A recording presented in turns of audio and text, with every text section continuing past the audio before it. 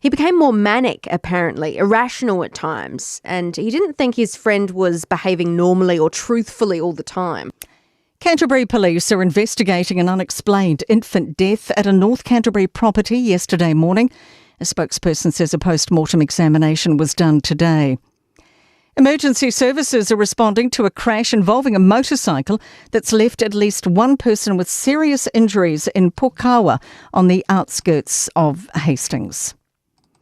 And long-running Auckland retailer Smith & Co's has found a way to keep operating. It's announced it will slim down its staff, reduce its Queen Street footprint, close a Newmarket and focus more on online sales. Thomas Rice reports. It means 100 of the retailer's approximately 200 jobs have been saved. Chairman Tony Coe says the Queen Street store will remain largely as it is until the end of January to allow for the annual family Christmas traditions to continue. That's news. In sport, Shaun Johnson has described the moment he told his Warriors teammates he'll be retiring from rugby league at the end of the NRL season. The halfback has 4 matches left for the Mount Smart club, with his final home game against the Bulldogs on August 23. Johnson says telling his teammates was the part he was most anxious about. Kept it short and sweet, didn't allow myself enough time up there to sort of get too sidetracked from what I was actually trying to say. So a few of them were shocked that a couple of them actually thought I was getting up to announce my extension. So that was nice to hear. Damien McKenzie is ready for whichever of the All Blacks' rotating cast of halfbacks starts inside him, if he also gets the nod against Argentina on Saturday. While McKenzie's been a constant at first 5 in the 3 tests to date, he's played alongside 3 different starting halfbacks and 4 in total. That is sport. I'm Raylene Ramsey. Radio Samoa.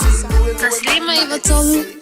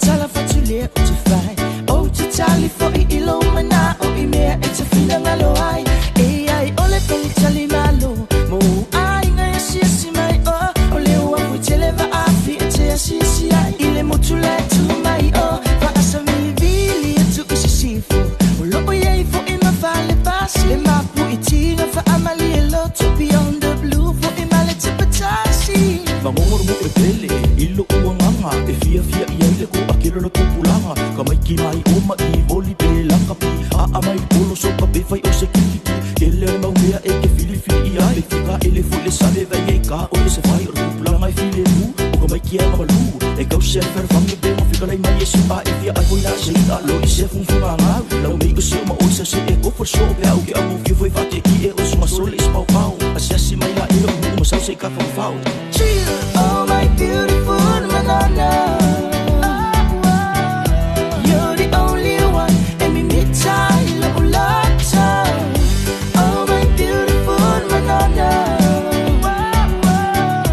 You're the only one and me meet-time Oh my beautiful banana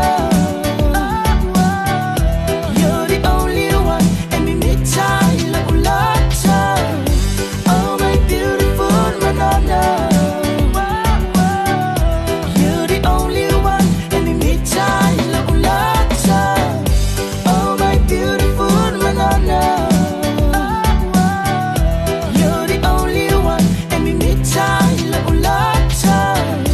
Oh my beautiful banana You're the only one and me meet-time Oh my beautiful banana You're the only one and me meet-time Samoa, kasilima I wakoro amo. Sunga o whenga whakao elo ka wale fo maunga Max Ila. Senga uka amilo e o kilangi. Mo koe foi mai lava I o tara I le Tire World and Auto Limited. Lea ma o aiso skoi ngā meg ma pa uka wale. A ole me piko sidi. E ngā le lua li maka alalwa ia so le kokongi. Le Tire World and Auto Limited e te maua I ta wale ma pa utau ngō fia ia New Zealand antoa. Mo fo I se ti mag wheels mo so se I tu ai ngā ta wale ma le telewisi au unanga. Warren of Fitness I le na ole se fulu tala pia I wha I lo I eina e wha afafonga le Radio Samoa I nei wha abitoa. Talia wins quotes, cue cards, maisi. Walau lole Tire World and Auto Limited I le lua fitu tasi tolu o mo pa uta avale. Po le lua fitu wha tolu lua o mo le whale inisinia. E le vā o le sifuru iwa ma le whase furu o tausanga. Ma e ngā luenga whauwhale. Le stala nei loa I le Oceania Career Academy. E whaia wasenga I a fiafi e le eise tutongi. Ai inga whapitoa. Tanga I ane I le OCA.NT mo nisi whamtalanga.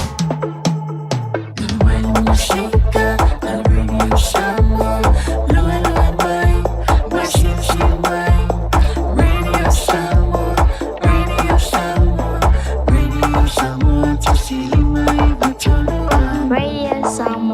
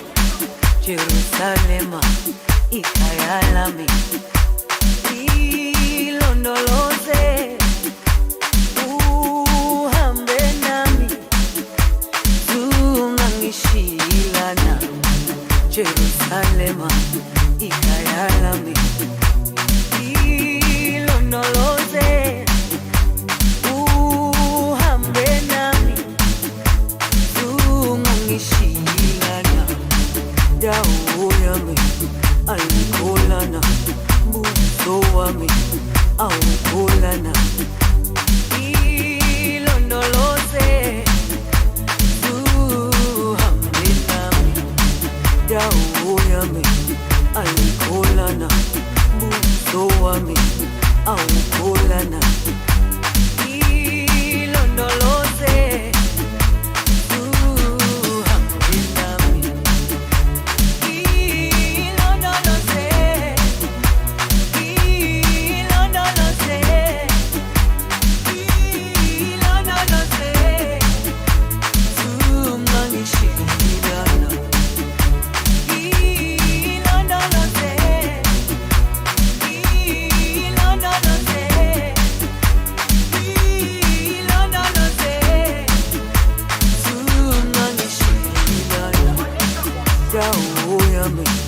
alikolana buso wami awukolana ilondoloze uhambe nami dawo yami alikolana buso wami awukolana ilondoloze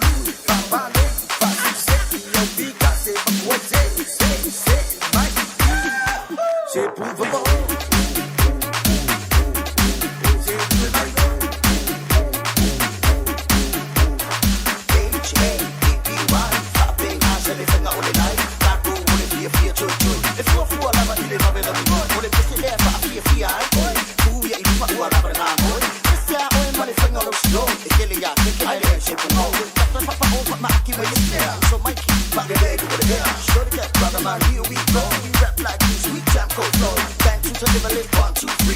T.O.P. we do it like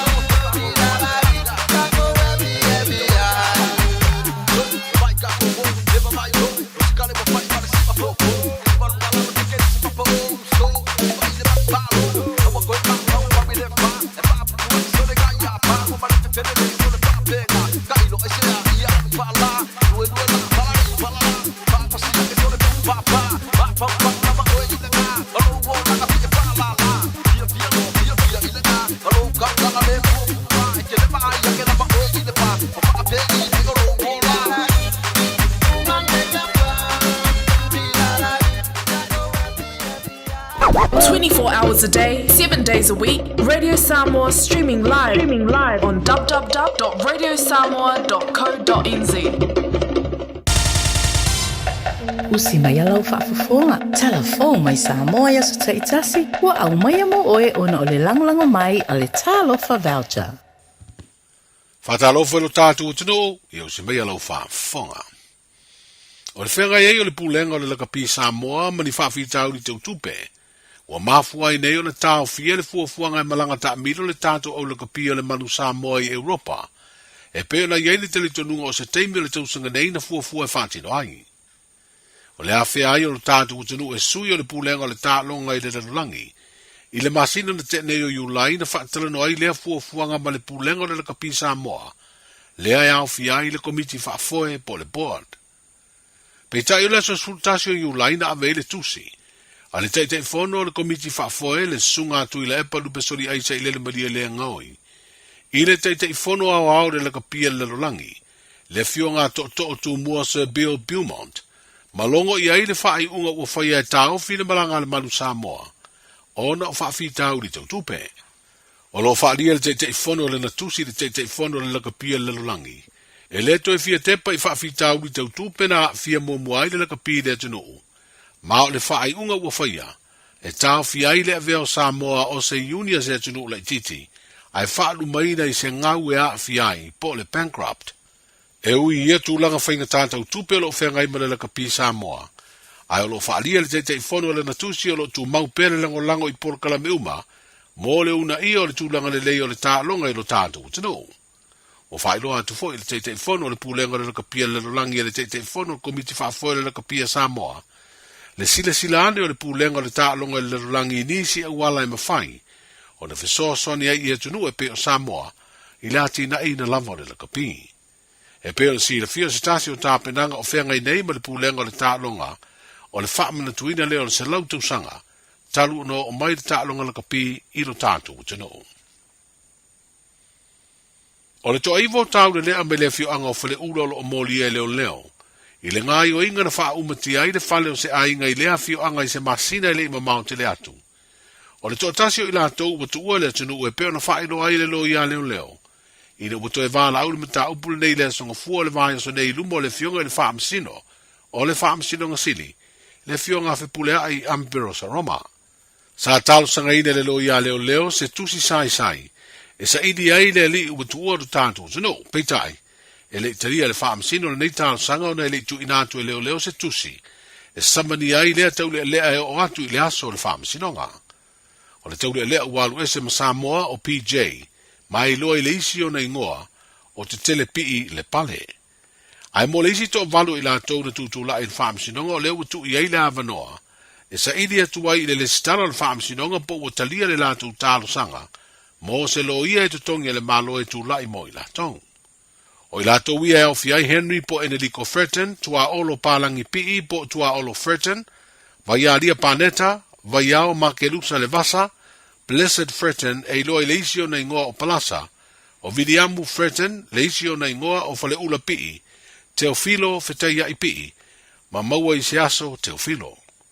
E le tu inatu ni tali e la tau umanei morianga leo, ma o le ato e wala au le asonga fua se furuiva o kuso, I o lato morianga e te tauai o na maua se tali, mo se lo ia e tutongi e le malo e tu lai mo I la tau. O le ailoa I fo I le aso lea se isi whaamtalanga mai lo ia leo, I le tasi o tau le lea e toa iwa iai I la tau, lea walu ese maro tātu o tunuu, ai o lo iai morianga sori tu la fono o lo tua iai. O ai inga o lo te talai I la tau nei o le saini le ofisio leo, ma tau fia uma o la tau tu si folau. Wa mai ona tu ina atu le tali te e papali I sia fi kauri morianga leo, e pena sa wha iloa na lo ia le tasi o wala au ngol nei mata upu peitai, o le toi funga ino le mata upu nei le amatanga o le vai aso, na wha iloa ia na lo ia o iei se langona o leo lo moli o le a iei se suinga o la natali, I nisi o morianga o lo tua iai, e le o iloa po a ia morianga. Ai o lea foi ua wha iloa na lo ia ua toi wha maui I tua le taro sanga te tala I tua leo o lo molia. Wa wha au au pēo na nofu tau fia papali I sia fi kaol, I le vainga leo I le whare pui tānu malala, e whaatari ai le aso se furuiva o kuso e toi tūla iai. O le wala unga lea te taune tu ina atu ai se whaamtalanga mai lo ia leo, I tūlanga ua whailo atu e lo ia le o lo molia. E le tu ina atu lava e lo ia le tu o lo tua ia se li poti, I le tūlanga o le soifua malo lo ina o le mafau fau o le tamaitai o lo tua ia, a watasi leo tānu sanga na tu uava no ai le whaamsinonga, o se sa I ringa le tūlanga o iei le mafau fau, o papali I sia fi keo. O taunu se tasi o fuafuanga le malo I le wha le leo leo au nanga tau e le tise lo tātu utino. E peo na amata wha o ngai nei afi sua ufou e wha, e ngau si ai le tise. O se fuafuanga o wha o ngai le tolu I upolu o nei afi, e peo na mai o na wha atu I furu asau. A o le isi tasi o wha o ngā mo le tātu o motu tele I se la whai. Wa wha iloa ni minstaan wha la ptonga tau e le tise, le tō wha I a olo o 450 wa ai. O afi wa amata wha o ngā nei o se tāpenanga I au tū le I le si tia o le wha o ngā ino le tise. Ai mai se le fono a malo le tāng pulenga, o le amatua si tia I le mana o mia o lea au au nanga. Wha lia ni minstaan te la ino le tautua I afi fau tau e le tise, o le leo tūlanga tau tūper wha la ptonga le wha tupeida o mai o I afi, I le tau e se fulu tesi ma le fitu miliona tā la. O le tise o lo mawhai o na ngaosi le taimi nei. Mai a tātou wafikiso I whianga, a whiwai, ma whisoura, manai pepe e lua o lau tau sa iri se sa vidi malosi e whata vidi ai. E tusa lea ma le tolu se fulu lua me ka waki leo whainga atoa. Ai o lona whao ngā ina I mamalu le atunuu I le taimi nei. Ua o atu nei I le tolu se fulu me ka waki. O lona winga. Toe lua me ka waki lo toe nei ma wha leo leo. Ma o se tūlanga sa wha pole nai le pūlenga. Ma mafua I loa. Ona oka mai nei a fifou e wha. Ma ua maua I le isi valu whau popo. E pui ai ni wha le tonu e ono tūlai mai. Wa atoa I nei le se fulu me ka waki wha leo leo. Ma e taritonu le pūlenga. Ua lava matatoe lea malo si anga mo le taimi nei o le upumoni. O le tele o tātou wafi, tuai o lo I ai pea, manatu wa tala la tō pensiona maua o fo I le taimi, e wha malo lo manu malo ai.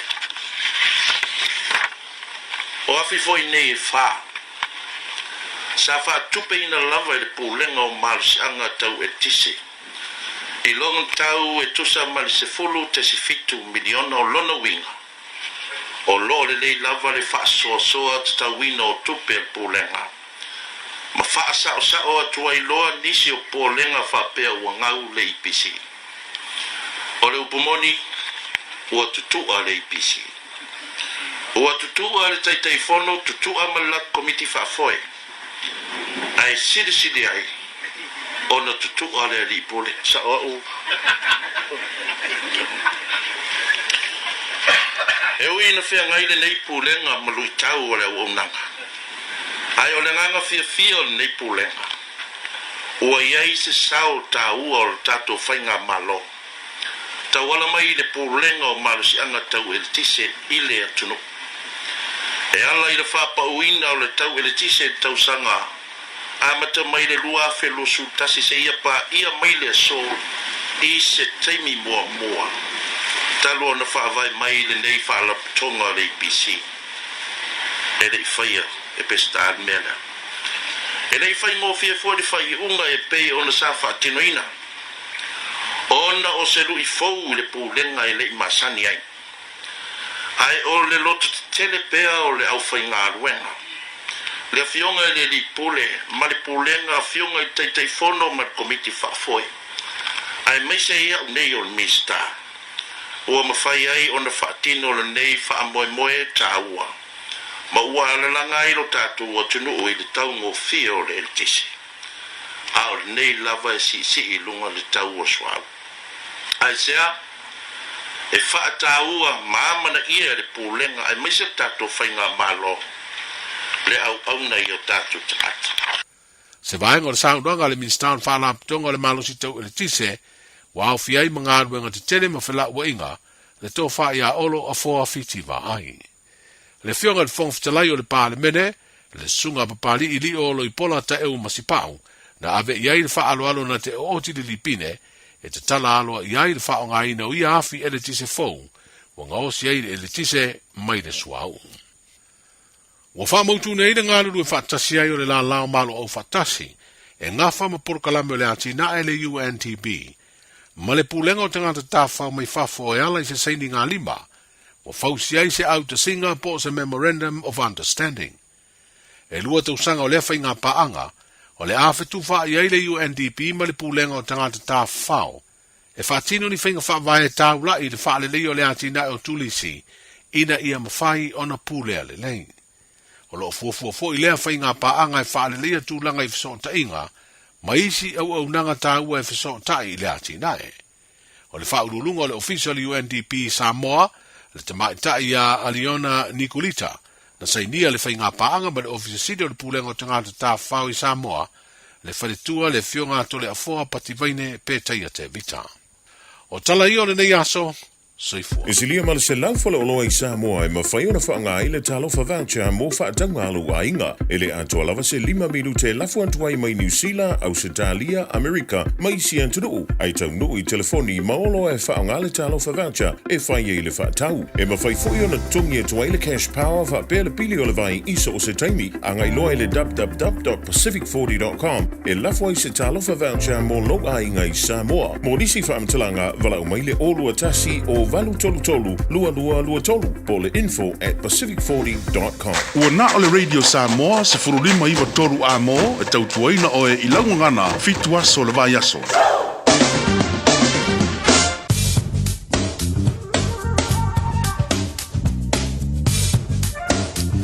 Ia, taimi nunga wanti longa 10 minutu wa tēnei le tu live fitu. Ia, nau whafonga tunu malu tātou atunu. I se svoi whapoponga I tālai vai whanua tāla fau. Ia, mai Samoa wa saunia matapinina ele fionga ia ngalman mana tipi au tanga vaia. Pero masani ilona tautua ia su taitasi.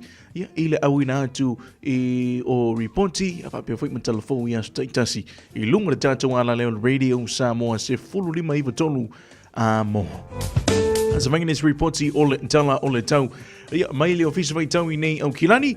If med reporti le fiafi med pona nei ma nei wing le tau ia ele le wing le tau le fiafi med pona nei se 15 ki really velmo lunga le sole na yai.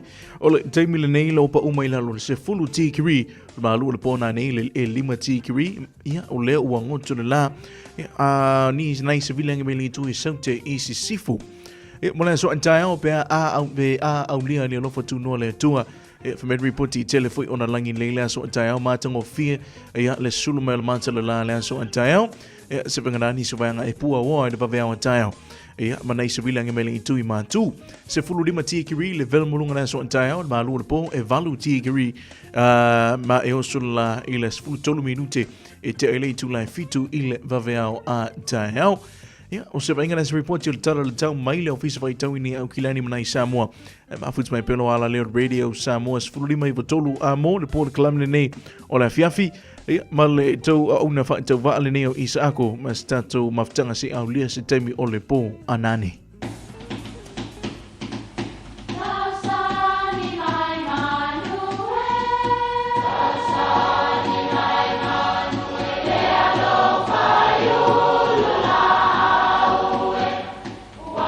E o whanga manu I ululu o la au, awa e whawhanga I funga o la au. A o le tangata, e whawhanga I upu matala. O le mawhileo o alanga upu mamuanga ngana Samoa maona whaapongai, e a fua I lona sio mianga. O lona lea sao I le whaatufunganga o le iloa whaale aso, mai le tautua se ia o ina pule. O alanga upu mamuanga ngana, ua lanto mamanuina le tō whamanino a Samoa, mana tua foi, e tāo fitau muli le atunu. O te mua I taia a uma mantaloloa e pei o le upu I le ngata I whale. E whapea le tala o a uma mau o le lunga o le vasa e whatio, lea ua tau mawhai le tautai e wha sao ailo na waa I le sou. O nei upu, e masani o na whao ngae tu la fale. E wha tu lo wai pa ia mamamalu mawale lunga ua poto. E whao ngā fo I e whailau ngai a matai ala tau launga, e ala lea I le wha tu lo mua o le au fia.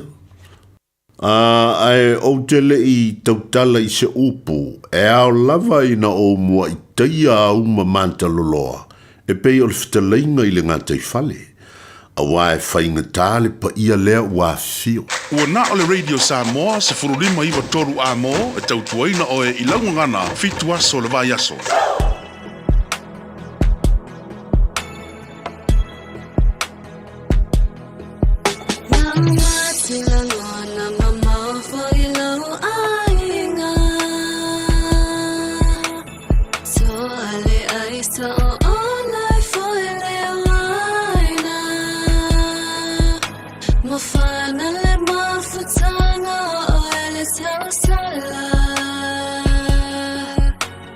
Fire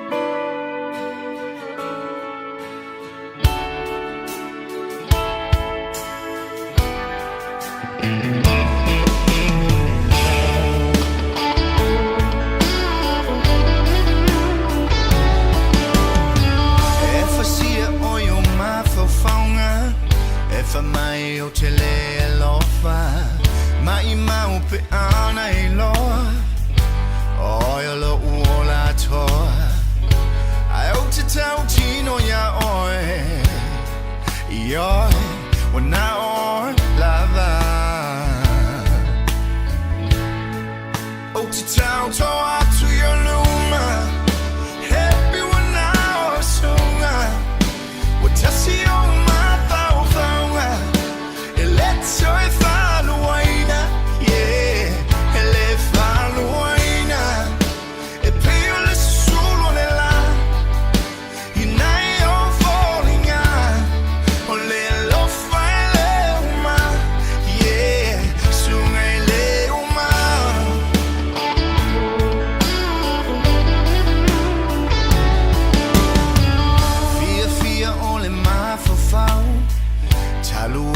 sunga lo wow mai mau pe ana tu mau tato e fa avavau au tu in now le olanga io e umona pala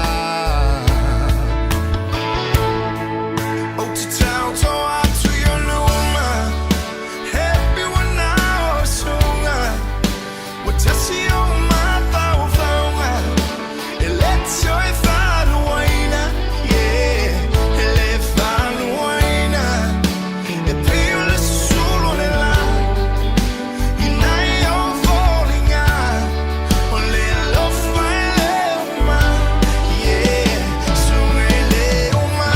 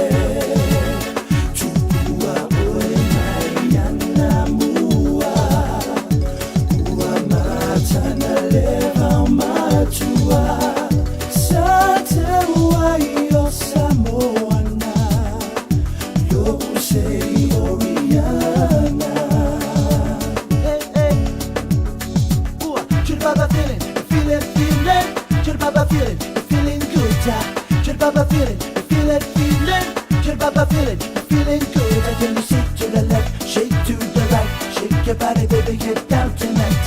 Your body, people, get down tonight. Back to the ba ba ba ba ho.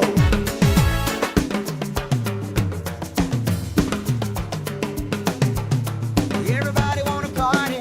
Come on, everybody, let's party.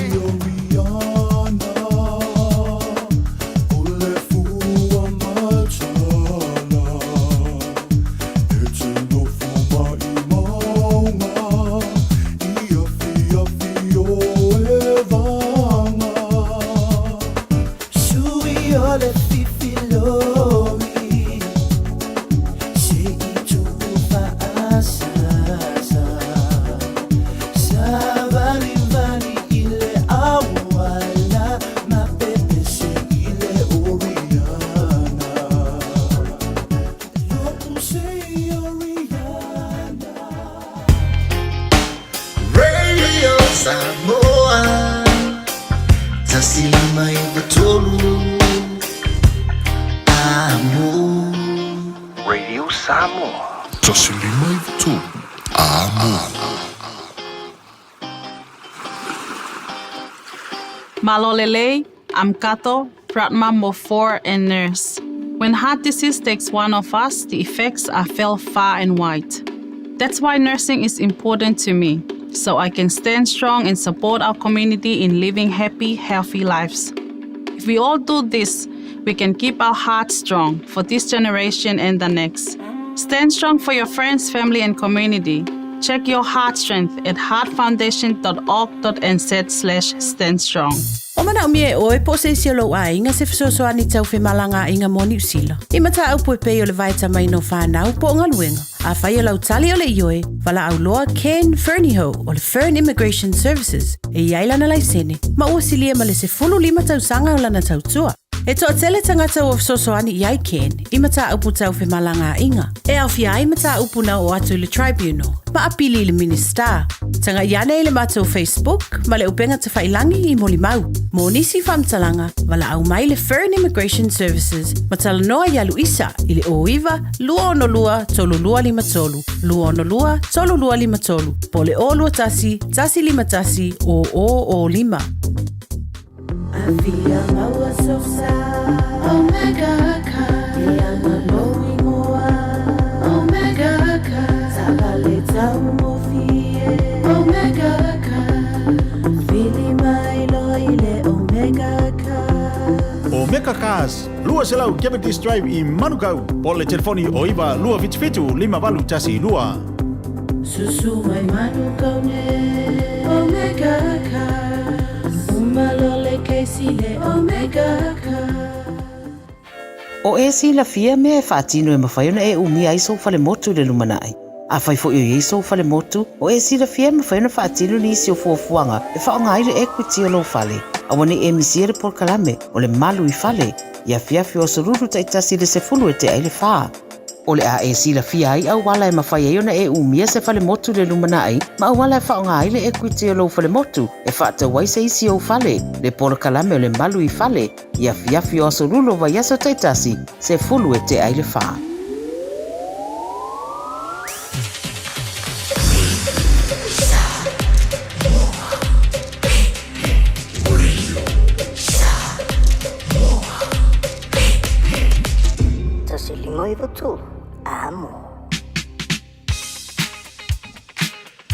Ioe, taimi nunga wanti lawa 2 minuto pete nele afa o le fitu pe ulewa toe lua se fulu wana valu minute o na tale le tu la e valu, tale valu ama te le tata por klame ia o le vau Filipe o da masini ai ia so ngafu ia so lua vai so taitasi i lunga le tata por klame o le afiafi ia te fa talo fatu radio Samoa ia te Samoa malo lava leo no sai malo fo inga le lue ma le fatu to ai tiute faiva manga ruenga ese ale nei fo ia so lua lo to me ni le vanga le tata por klame ia o famana tuina ia po le famnianga fo ia o aso i fua mas as fa now ia o a inga o mai masani ava no le tanto laina matala nei le tanto laina tolu fitu tasi lima i tolu fitu tasi lima i tolu o lo ava no fo ilunga le tanto Facebook me le tanto YouTube live comment section ia afai et sila fia ina sesi o fa manatu nei ma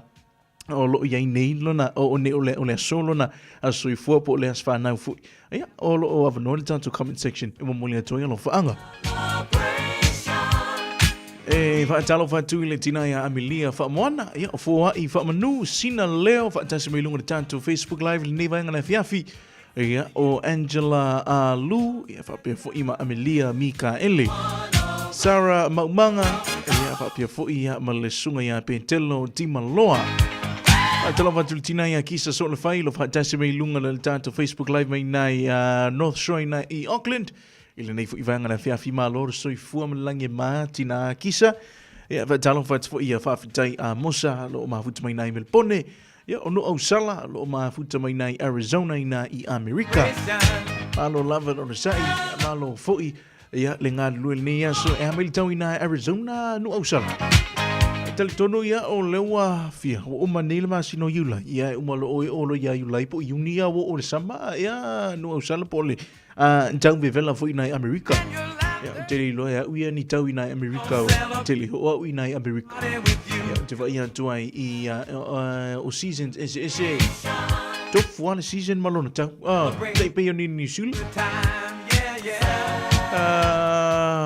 sua le asi sua ia o le famile sungia sua le asi su o nilo nas fa na ia tono nilo lo was fa na sua fa manuia tulo sui fu so malo lava le o sa ni fi tama finga tale o lang ia talo se ia pelanga le el tapa auxilio le langi i lo sui fu ia awa fo o ia fa pop ia fa pop fo inisi tau sanga se tele i lo soifua wa fu isi tatu mafutanga i le funga i le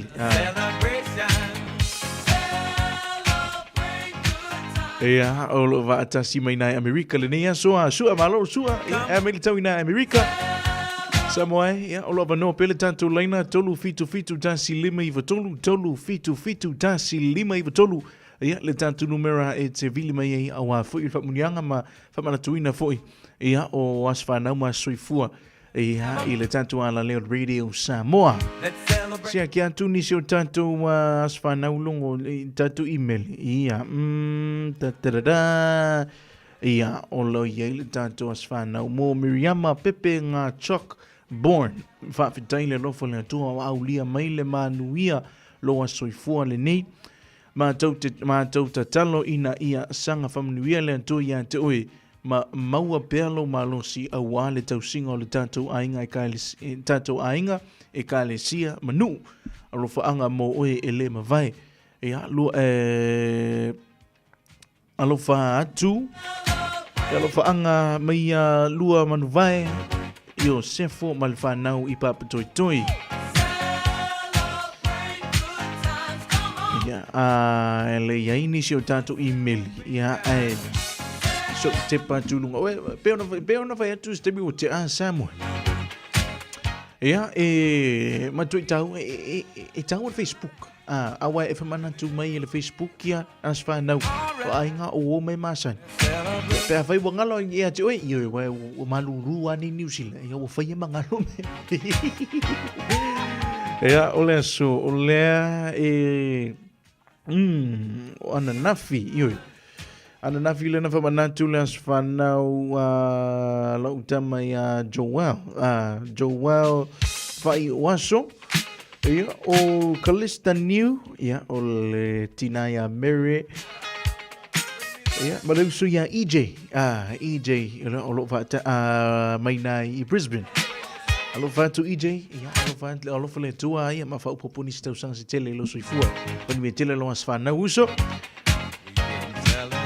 ia fatalo fatu ya Kasiopu ia lo mafuta mai nai Papua New Guinea ia malo lava kas ia mai le tau nai Papua New Guinea o Denzel Danielu ia fatas mai nai Brisbane ia mal fiunga ya Pina T Williams ia lo mafuta mai nai Adelaide ia le fat ale sauno le sunga ya Pina T le fatu atale fa ale lima o le fiafi nai Adelaide ia o nai Adelaide ia te au ia malo experience o Adelaide o Brisbane o Sydney ma Melbourne o na Brisbane Sydney ma Melbourne le na o o le tau le winter i nai pi tunu una matua I malulu la ai au fo ila sama I pitunu ne ia ta ilo I Australia ato ia ato no Australia ato I 2.0 au ora sama ta ilo vela sama pe mau vela ne Australia ole matua I vela kamanga ka mai lunga le kolu lima tikiri bas fulu tikiri le vela inai Australia so I lolo sa pati sai pani lo fa tasi maina I opotiki malo le soifua malalangi ma tino ulu ia malo le soifua malo don sa ini aso Antonu ile ini se tanto fasil silanga ma tanto ini tanto soifua ya lo ile ini tanto vala aule nei vai ngale afiafi o tonu lo tonu menini se tanto fasil silanga ma falinga le tanto visual radio Samoa ole tanto se antu inisio fo yo tanto fasil silanga ma falinga lo tonu menini ile tanto ofisa 24 hours a day, 7 days a week. Radio Samoa streaming live on www.radiosamoa.co.nz. Ia o nai tanto fasil silanga ma falinga nei lo tonu le radio Samoa, the official radio Samoa. Team No Excuse Zumba. Talo fa Samoa manatua le tanto Zumba ale Team No Excuse. Ia so tofi ona masa ni ai ile OMAC Otara Music Arts Center. Ile taulanga whaatawa o tara ile awhaleono ile afiafi. Ia eulufua ile aise tongi le nei Zumba susuma I tanto fiafia ma whaamalo stino whaatasi awale tanto soifua maloloina ia maule tanto Team No Excuse ile tuantusi ono pa selalau Allender Chris inai o tara. Ia o to le whamalo stino ni ia o telitonu e matua I haungare uso I alpati tonga ngai afuano.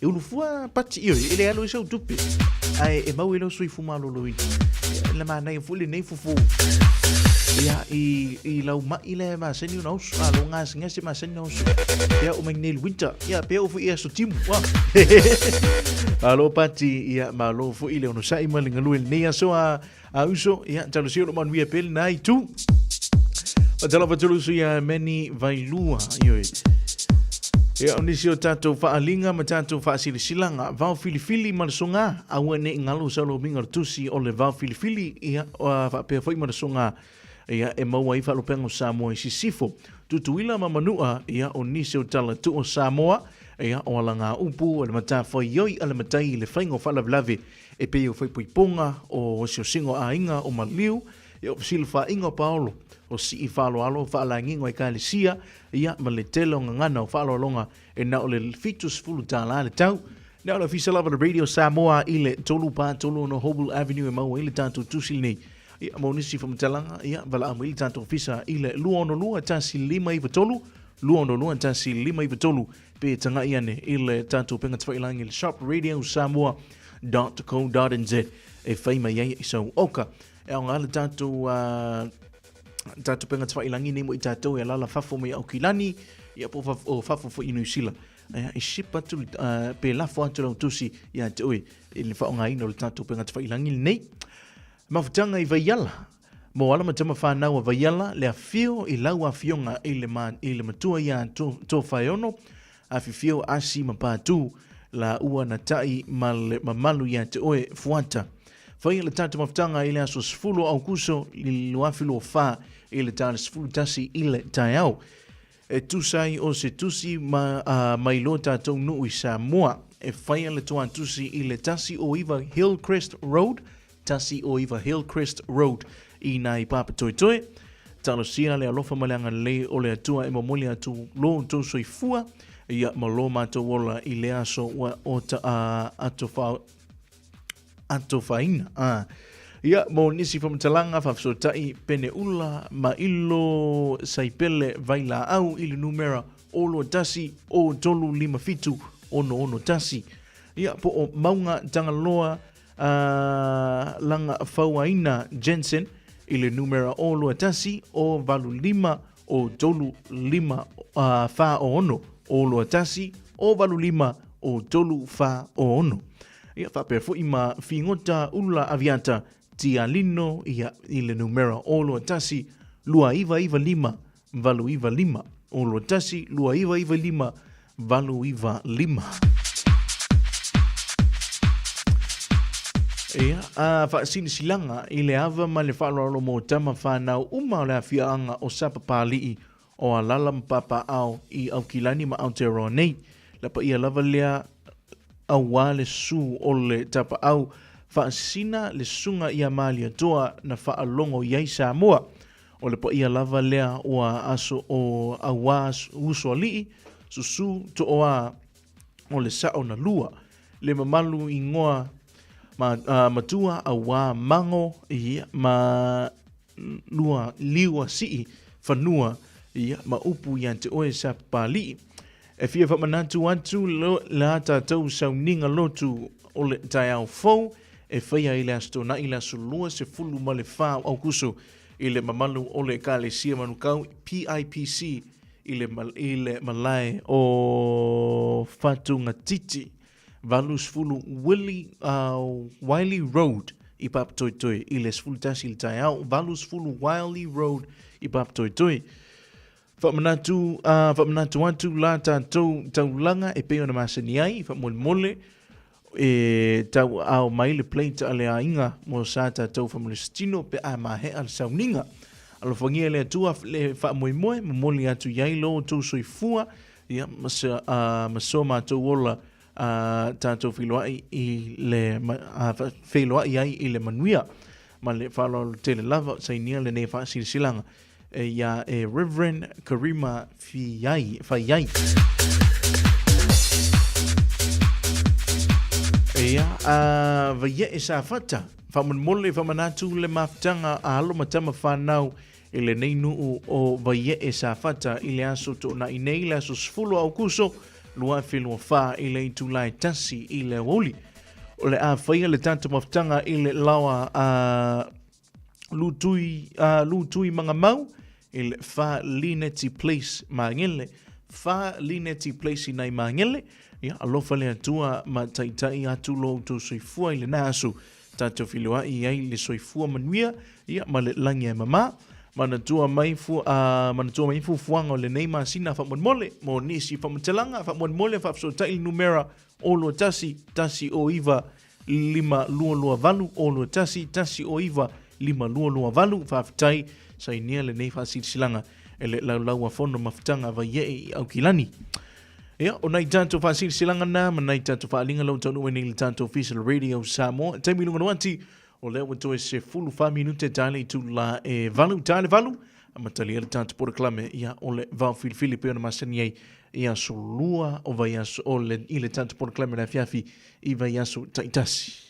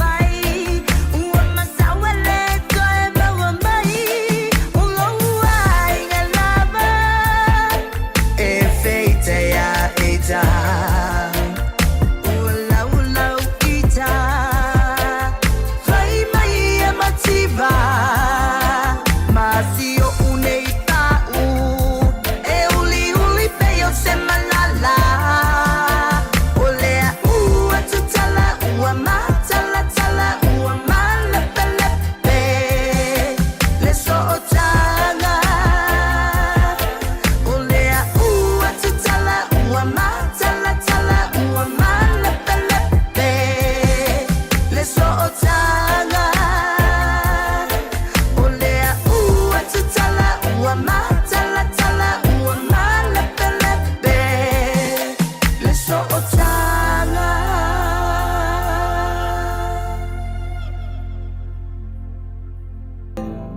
Aua te mana tu o te lela kona ina le faa le tona Sa avea oi mahani so mali e ilo uolanga atoa Owa ai o mate Pe o se moli o le ava Pe o se afa o le akilo tava You know the sea is mine It's aua te le lava Te alofa ya Aua nei tu Vave baya o So banatu Ma fau fau Te si lava e te lei Tu au Mauti doa Le itapuni Ale fai totoa E togi le baa taisi Oila upele ea Ma fau fau tasi Ma fau fau tasi Ile tama futama iaso Tai tasi Fia fia male manuia Sata ua Ubia Mafutanga Mutusiela ufatu Lewa tinga Ea ma fau fau atu Iaso Ualu Eta ua tele lava Telo faea ya oi Ma Aua nei tu Vave baya o So banatu Ma fau fau Te si lava e te lei Tu au Mauti doa Le itapuni Ale fai totoa E togi le baa taisi Oila upele ea Ma fau fau tasi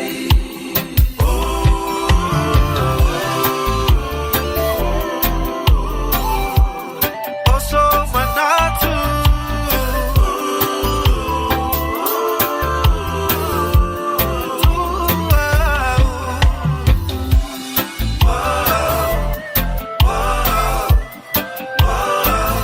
It's okay, let me taisi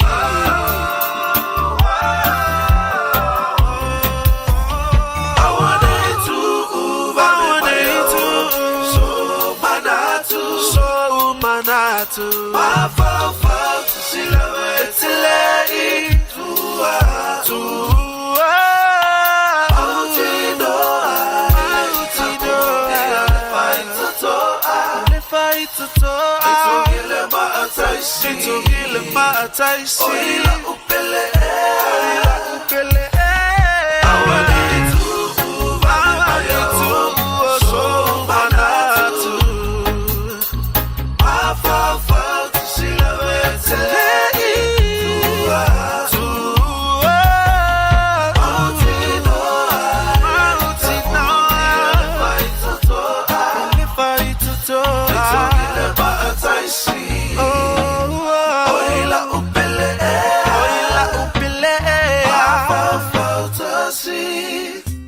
tupe whamomoli Samoa, mana tualoa le Pacific Easy. O lo whaua pere tātu whamitoa nao le 5 tala te tongi mo tupe whamomoli pe a e whaunga ina le Pacific Easy mobile app.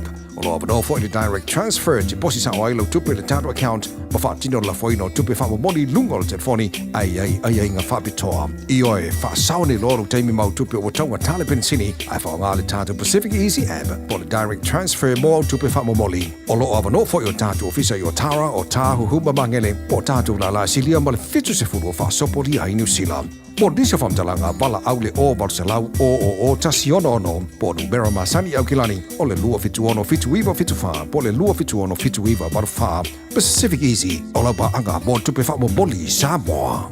Avia maua sosa Omega ka Rianga lowi moa Omega ka Sabale tau mo fie Omega ka Fili mai loile Omega ka O Meka Cars, lua selau Kepetis Drive i Manukau. Po le telefoni o iwa lua fitu 5 tasi lua.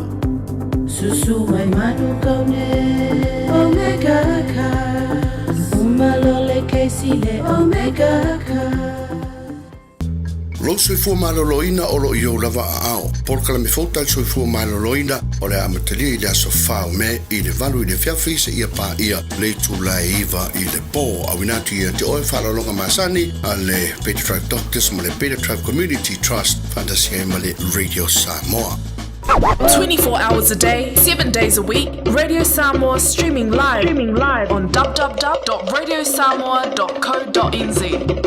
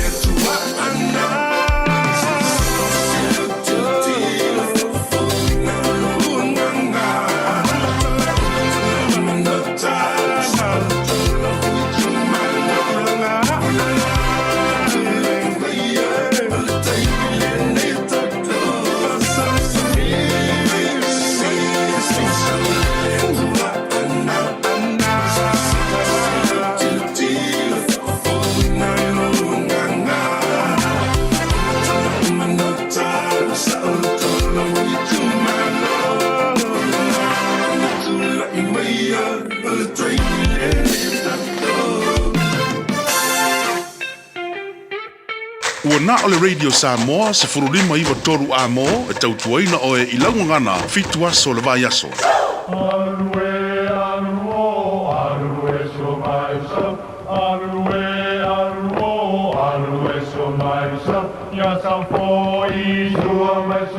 O le tō whamamao ma le utanga o Samoa, o le vau filifili, o le ngasu e whainga tā o nā saina, o le ia i vivia e au ngata, o le fuelave lave e le whaingofie lona tala talaina, o le papa mausali ua uma o na mamanuina, o le nei polo kalame a le Radio Samoa ua whaingoina o le vau filifili, o se wha manatu, o se whangufangu o anga nuu maanga i whanua, a wale fuanga lalovawa. A o si olo pito waa le tanto polo kalame le au wha fongae, ia mau le to vae, a wae tau fi ese le atunu, ia manuia lau wha sausaunga i le nei po. Taimi nongo wanti la ua whaminu tu patene le tu la e valu. Ia, leo wanta tomai nei le tanto polo klame o le vau filifili peo na masini ai, ia so lua vea so taitasi i le tanto polo klame, ia o le afiafi lunga lo wala le Radio Samoa, ia o leo whaatasi maile i tō whae of po, whitelanga ia tui pea, ia a meisi le tamamatua ia vaipua, ia a wa fui whafuina le tanto polo klame le vau filifili le afiafi ana a le po ana a le po nei, ai whatalo whantu, ia te outou, ia lau sunga a lofpo, lau whitalainga tui pea whapea fo i lau tamamatua ia vaipua, malo lava, leo no sai ma le malo si mai le tanto pora klame le nea fiafi malo soifua ma le langi mama. Ia, kau fai wha malo lava le, soifua mawia. Soifua mawia. Malo soifua mawia. Malo kawaka, malo ile. Malo uruori.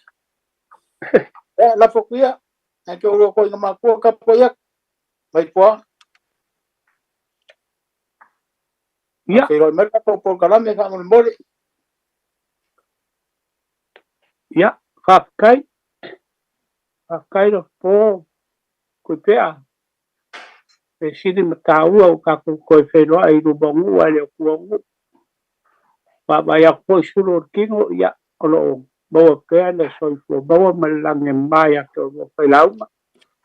Ia, pape foi de olo kui mukangi olo waka ko po kalame ngai fiak. Ai, ave ia lo leo.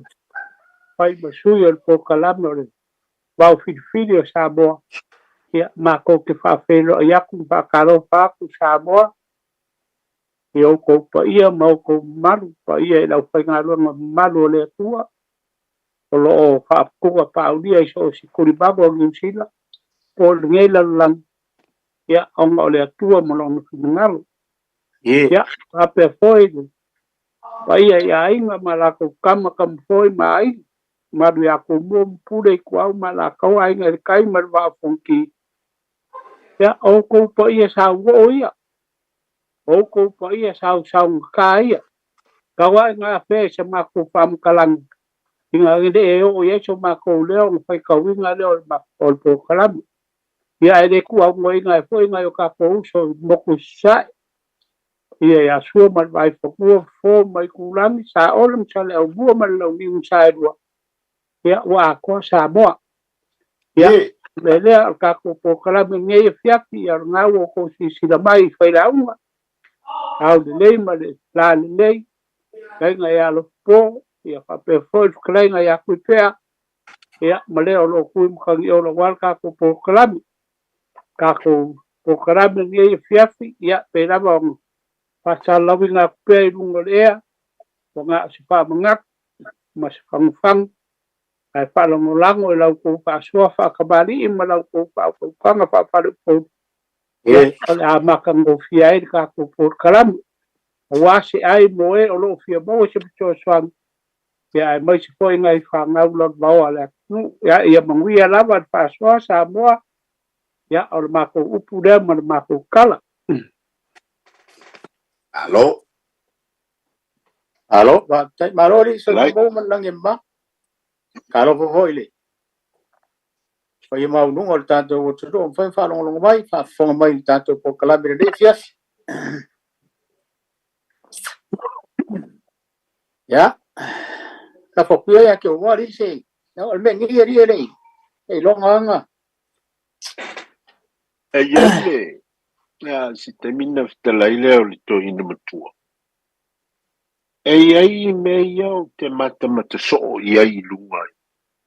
Le Facebook meu me fui e fasala lau e live mai e. Pei o meu o sa fai o maliu o Bagaya laile ile mata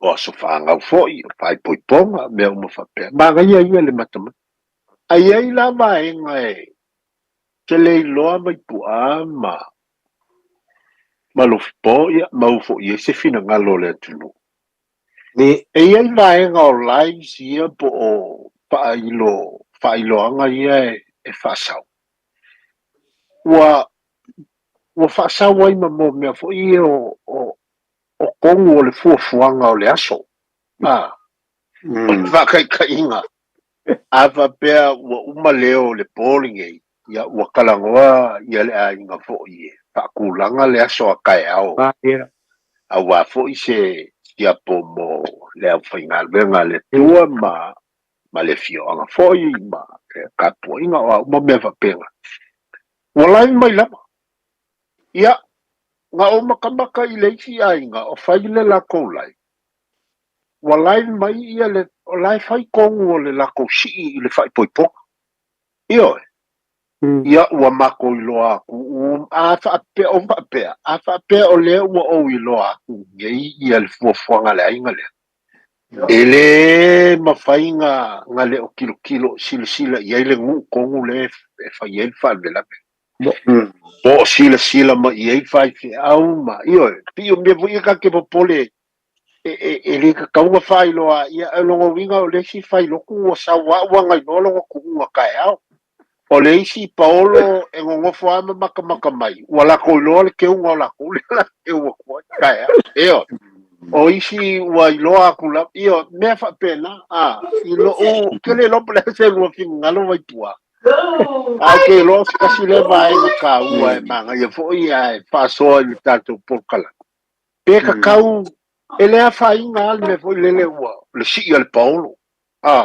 ya kali whalongolongo o kako whalongolongo ma iai waelongo tāua mea ia a o le whaakulanganga a le ainga mo le whaamoemoe o le aso e le ka kaunga I loa mua ia a wai ai loa ia e ka apeali I ua io e ka ke e unga wa pea le ua lorko ka kuo kai au le maliula le fai o le singula wa e kako e le se mema o in me le kai ia la o sa utala na po ile po le asa fin pe ka kaunga live ia me e ka kaunga matala ia e manga ia me uma le aso ma le whaakingonga me uma e manga a kei loa o le kalangoa lo le a inga le loko I fale ka penga le lako wha mo le asa sau o le a inga mo le nguu ma le kalisia ka e le Samoa e le ka kaunga ngalai mainga le wha mo nga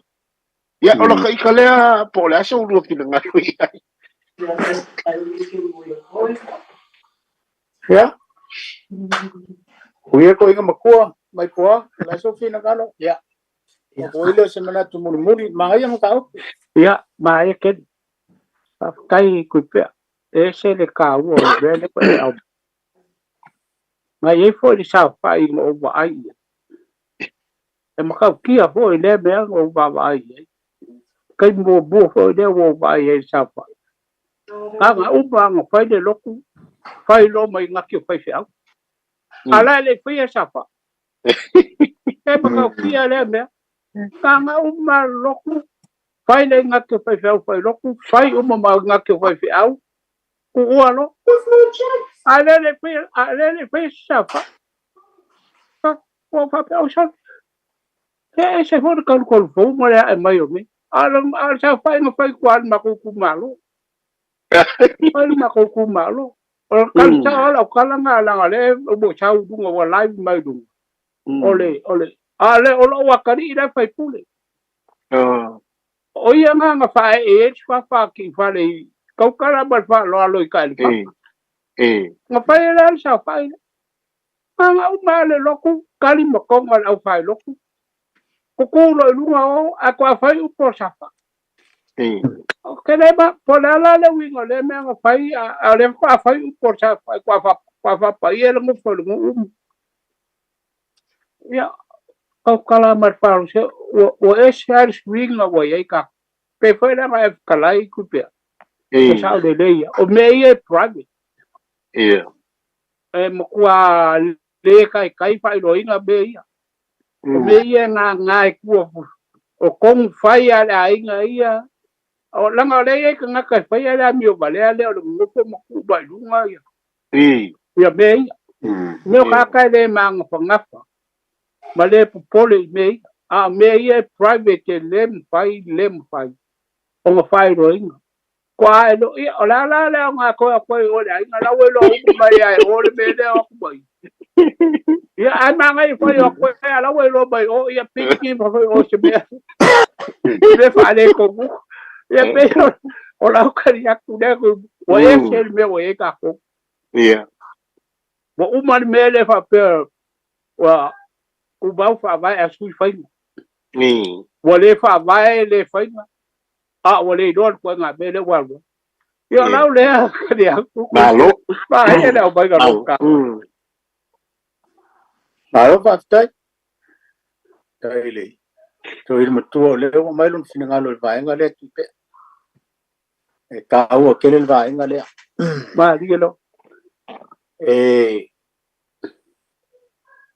o fu nga le ainga pe o le ka le sia pe o ainga ngalua o le ala bas fa le ve o ainga ya e moni ia tu pe vai puai le se me o ia me ka ko ke to te mai mo ma ko maka fo ilungo le YouTube mo mo pe ka fai la fai ngo fa poi ponga o mali o sa fa o se ala se me tupu tono le tuno ai a o lo nga ka pule fa la ve o ai mai se me ia le fa pe mai ia sa fo yo la inga ia avela le lima se la ka la le ai ele sunga le fa fe ngai ia ka o mal suafa o le au ia avele ase le mankuala la o ka o ela kiki kupela avel foi fe au a ke le la fo foi o le fa ka o mal suafa ma nei e fa tu manatu o le foi fa fonga mal tanto tu nu le vaenga le a ka o e moni e ale upu masani foi le fa ata la fo ai le wa longo winga e la unga mai le fai fiao ala wa ave lona fina ngalo ma lona ma fau e nga le lima se lau ka la le kupele la foi fiao lo se lau ka la fo le la unga lima afe le kupele le ave pau a le lai me uma ia e ma lo va tai tu pe ale fa tupu manatu e moni e pe ano foi atu e fa ata la fo e le yo lai e lai le la unga live for ava live le foi le sofiava live le fatau ai a oro in ka pule fa la ve o ai me fiel ke ku se foi au fiel ke ku se la unga e fiel na for o po e fiel for le ko fa ya o me la e foi e tau na vai to e sao inga ele fato no ta to po kalami e man ele fato na to pe le vo ftalai tamba mtu e me sia me yo au fa yo ke kusila ya o fo mai fosi vai fa ala wanga ilo lang ke ke kusila ya Malaysia va en ta uole wa le kasile me tu wa ilo mai ele fo el kula fa le la wa fo yo lang ke kus la wa ilo mai el fa au la fo yo lang ke kus wa ilo mai fo ele si fa au la fo yo lang ke kus ila mai va en ai e ale o foi le fa peritania masani ia le au popoto e confidential o ye o me ia le fai ona si le fia le tunu a le wa whaailoa mai e mo ia e leanga o lesi vaenga o ma tele i alon whanau e tapu e malai nei mo e o ave e le mafau o le sa o le ainga o le matai o le ainga o le fofua ia fofua ngai e la o nei vaenga ia e tau o na matai tu i tono ainga mai ka le sia i fofua o lesi voi mea e maua tua se upu e le longo malia i le whanongo le tu e lako da si le vaenga e taua whafitaitu pia ua mai e le vaenga le ia e mana ia fo i whasoa mai e le tunu ia o lau le whaopoko le tato pokalani ina nei e fiafi vai ane le whaafonga mai e le tunu Malo. Ia, manga ia le. Ioi. Te o le isi meango o maka ku iei. Ua whai le fe upua inga le ainga. Ua ka aloku ngei ia. O le wha velave. E ia le whai fe au ka ia le saunga. A o ka uma o le ainga ngawa ku bisao. Ma whai le val vela. Ia ua o soar ka ia isi anga whai fe au malanga lo. Pa mai sole, pakali. Pakali. Ia o le mga ku o kou ala e ku isi ie.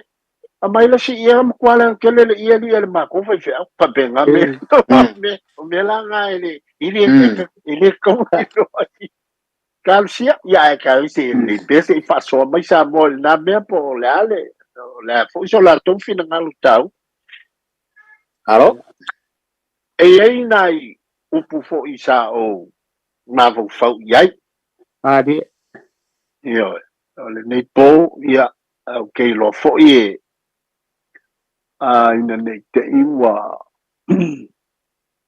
o wa umana fai fo i mua ia e fa pena lava le winga mari le ngai le o teimi uma e fa fonga ai tanga te le polkalam misi le isi polkalam ia e pu e tu isi polkalam va pena e upu ia upu masan o le tiu matala o e tiu mafifi ia o le isi le na upu ia o le isi le iei le upu le ina o vai iei le mau o le to ina o tu whaeono i lana tusi o le tō whamanusina i le mea na mau ai le suafa fo i lea o le tamaitai o samala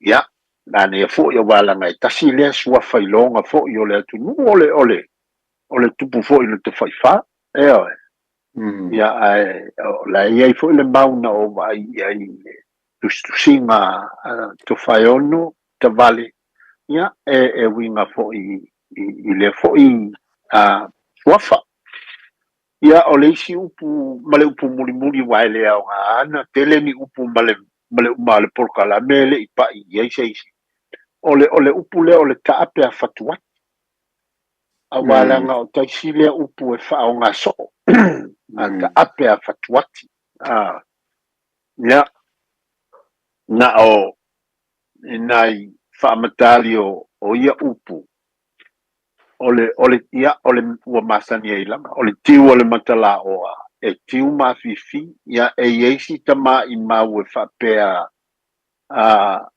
o maua mai ana mua le tunu whapea sai ngā uta o le nu o poutasi whale alili se no foanga sa ta ua o matala oa tana no foi tanga tole nu le whapea aola i tai i le sami e afifi vo i le lema a uma na ao le fingota na mai le wau ese ia mea e le mana na oi ai afifi le uma i le faiva o na o lea malatou e le whaasoa e le tufa wai ia ele o se mafuanga le ai o le mafuanga ona o latou e tau mamao tonu o le tonga mau e pa ina paula a mawasi ava noe o e whaiva e o whaatasi uma pai le whaiva mai fo i o mai whaatasi uma e a fifi uma mai le whaiva i le fto au mai le i a latou i e uta le o no latou nu e tau mamao male ia e whape wale o toi ai le a ai nama vai mea ia o inala e mawai le o le winga la o o tangata nei yei na fa pe mawaile upu o le tiu a matala o tiu mafi fi o no winga nga le fangota mafi fi ele fa so ale pi o le tiu tangata no foi tai mai si tai il sami ave un malanto me le se me tu fa ia o le silna mau va pena o le upu light tonu o le mau o le toina le tu fa ono fa pe o ulu na sa mau na la ia o lo o ia ile mau fa pe na luatu ia o se pe i o se fa lumanga na luatu maniwa folau le uso leo te fai ono si wa ona tau le ile sa fa sa ona to toli le ulu estasi taluai o lo iai me fa tupu iai ona maua le mau te fai ono o le sa o te maitai na maua le sa o te maitai o sa mala ulu e mafua mai le sa lea e le aise mea tupu fua o le suafa malona mafua anga o upu e fai se mea o tau sa ili lona pongai e le i ala noa o na sa le ulu ma o na la o wana to ia i le ato manu o le mafua anga le o le suafa fato ia al manu ia mawai fo i male mauta lea o fato ia al manu ia e pe i o le manatu na o te fai ono mana ia foi ona o pe i o samala mo sala lau fo ia Samoa ia nei fo i o le sao tamatai ia a o le tupu fo ina te fai fa pe a fa pe o sao lo mavau faule ia o le upu le o le ta pe a fatuati o le fatuati e fa pe le mau o mo me o pau o fau puenga ma fo i e po o amu o le sami e alu atu ia le e atu tautai po tangata tofu ona fatu lea o amuna ilunga e fai ma latu tu ma san o le tu e fatu ai le tu e a fo e fa la tai ia mo atu ai ngai e mawai ai la tai mi o tu ai fi tautai ua ta apele ia le fatu ati lea man tua o le fatu o maa o maa o lai fatu tonu o le sami e a fo i whaalatai ia o le tū masani la lai ai a o atu tau tai le lei ua solofa ua soloi na toi atu fo i leo la tau ia toi fatu a wae e whapena e manatu leisi tau tai o le mea whai e isi mo isi ia e pei o le winga le nā o le a ta ape tātua ia ta ape ia fatuati o lono winga na ona solo ai toi fatu e isi tau tai lunga mo isi fo i whaiva ma isi fo i tau tai e muli e pei e whapese mau o inae mau ai le upu leo le ta ape a fatuati ia whapena le o le fatu o maa wa o le isi le ngole maa a o le ati ia ona faile ole e whapea o se whaupu e ngā maa po i e wha pu e i le au po tua au e o atu sa o a ia tautai ona tofu oila ia le ina ia latu whatuati le ia po tu po kuku po aingo ta wai ia ole tala no atu lea e whamatali atu nai upu ia maolato fo i winga mole ia manuia le fiaf Alo, vaso. Alo, vaso.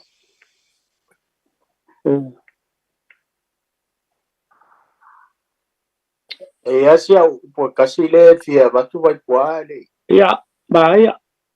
Ole masani a foi ona fa fonga ili tudo. No terto no foi nei te wangalo ia te au pe sa tala no mo wa tato por kala me o fasile no. Ia. Ali le foi le toi fa manat. Ole upo foi le fa pe o faiva o fike ai lilo. Ia po le faiva o fike ia lilo. Ya ai le mau ma le taofi ma le whaamutalanga e whaapea o le e whaonga e whamei o le e whaonga e le tautai mai whiti le upenga hoi le te tau. Ai a anu le tautai Samoa e whaonga le tau hoi le e velo velo. Ya. E whapela le whaamutalanga ma le mau tu singa foi a anisi o le mamalu o le tunu e whapea e ngā te tau le upenga le tautai whiti le po e luane i uta o malo roa ia. Ia ai sei malama le tae ao ona anu le langa upenga. Ia ai usu e usu atu le tautai e whiti le e asi le upenga. E ruatu o fo i e le tautai mai Samoa. E tau whapena se whaamtalanga i le mau stasi fo i tutu singa. Ia, na eila le langona o le tautai mai whiti ua peua ua whaisi ona maasiasi. Ona e eile mafua anga whapea a anu le tautai Samoa e velo velo. E tere i ai mauai. Ai anu si whiti le e a fo i tau le upenga le po. Mali manatu. Ai ele maua ni. Ai te waru mua le tautai le mai Samoa ua asi le upenga le whiti ma ave mai. La ele manatu o le tui whiti ia.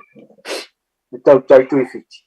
Mai whiti. E whapea e rea iase i ana maua ila na pen. E mare lilo i manatu o lai ua mua asi le tautai le vero Samoa ia le upenga o le whiti. Ia ila le mau ma le whapea e whapea i fo leo le tautai le mai whiti i le tautai Samoa ia elofa. O whaiva o whiti ia li lilo. O wone i loa le nei mea mātanga o iai. O le mafo angara na o le upu lea. La e whapea le tui whiti ia.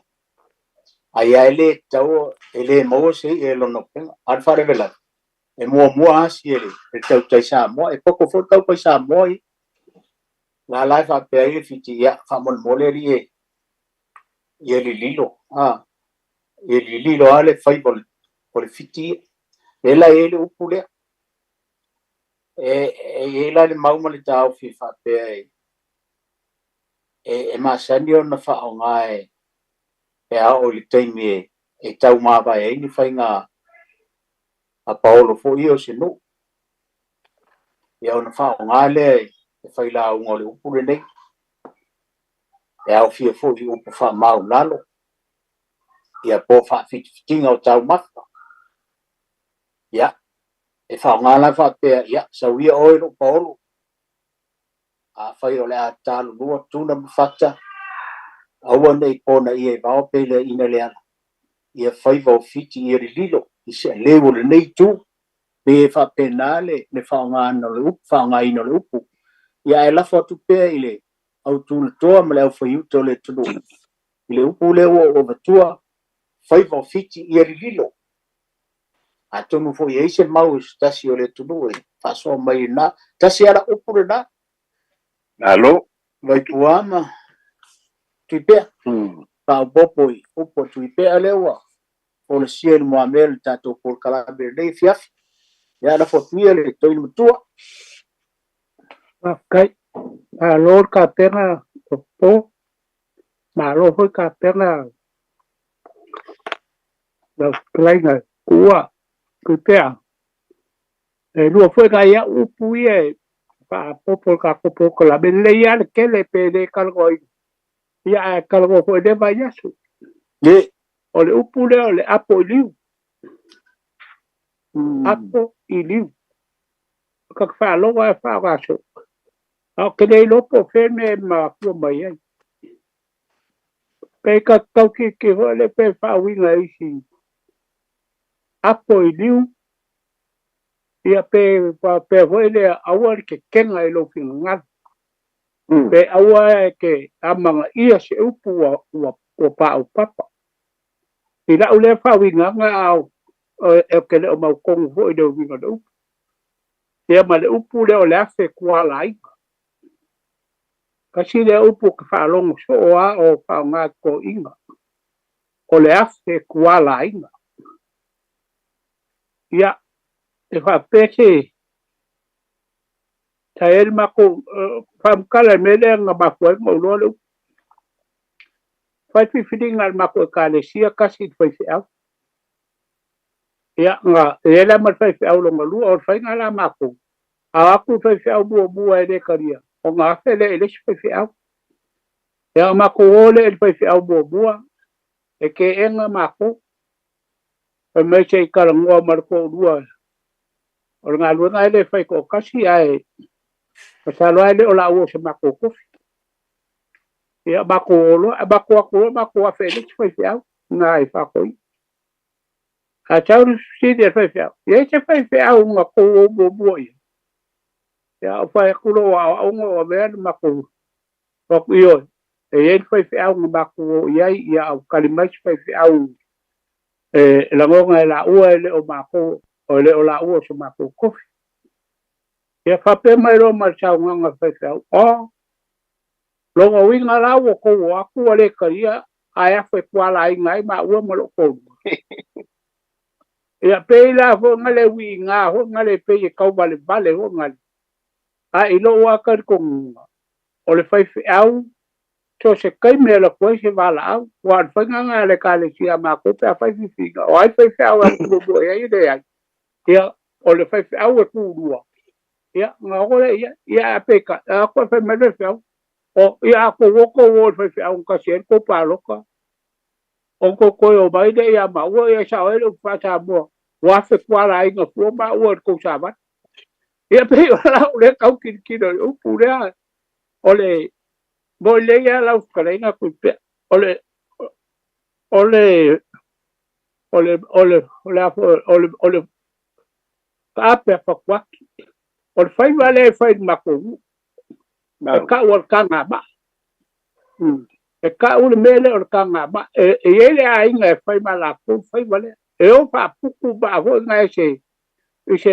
me ho le pe se lo coloco ele pe le sabi ele ao nga ba tar kai la sua ahora el kai o le sua el kai vole wa nga o nga o lo le ka ka le sabi nga el ba le pa pu nga ba le o a ku lo le ma le upenga li o ai el pa ba le ai au o ya u ba la ko ngol pa ba le ai am sei e ko sa ya pela nga ma fu le i la u fa lo ngel ma ku ka pe fa kwak wa ka apel pa ma le la ko yo a u ma ko aku ko ya ko fa pu ko ya e ave fo se pa kwa ku lo un pa pu la a wa ku solo le pa ya nga pa pelo le pu wa ya lo sa vale ba ai pa kwa po ya pa pelo le pu ka la so mo ya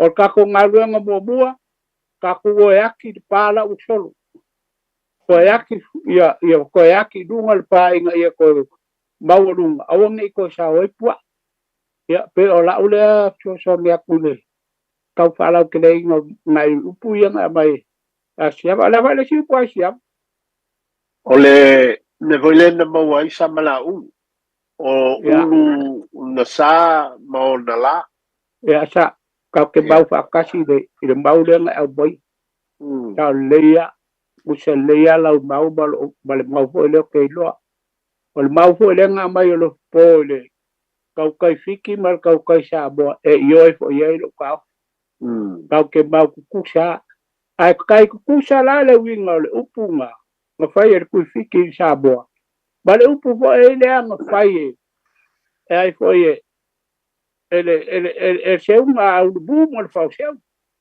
ia kai ku sa bal upunga Denga fa ye el fa se ya u mu awage pu inga kai dia la se be o fa le ko ka ma ka ya na ki i va au de ko ya ya pero la ule so ya ku ka ko po kala me ngi la va fa so dalo Alo. Eu ka fia wa. Ele kala le alo spo. E loa kualifiki wale ingia ngai ai longa penga mo mga me Samoa la. Kei kai viki o leo la ko la pifi. Ya malo ai ale. So nge fia. Ole bene ga ole pa ya ole kiu fa bakala wa. Oh ya e. Ai le mu le yu ko ngau ko salam. Ngai pale ali. Ai ko ya piu. O ga ko mua le ma ai le. A ko si le fa pengo piu. Ngai e mamalu mai o le makafa ngau ka. O nga le ma fu mai le mera makala wa. Kira fa la ke le ngol me o le fai va nga lu nga. A fa mai si o le maka u ka e le nga o a fi la ko fai vai ka. Ele a me fo nga le ku ke wa ku fa ke o pe wa ku o si ai. Ai ala nga fi ka.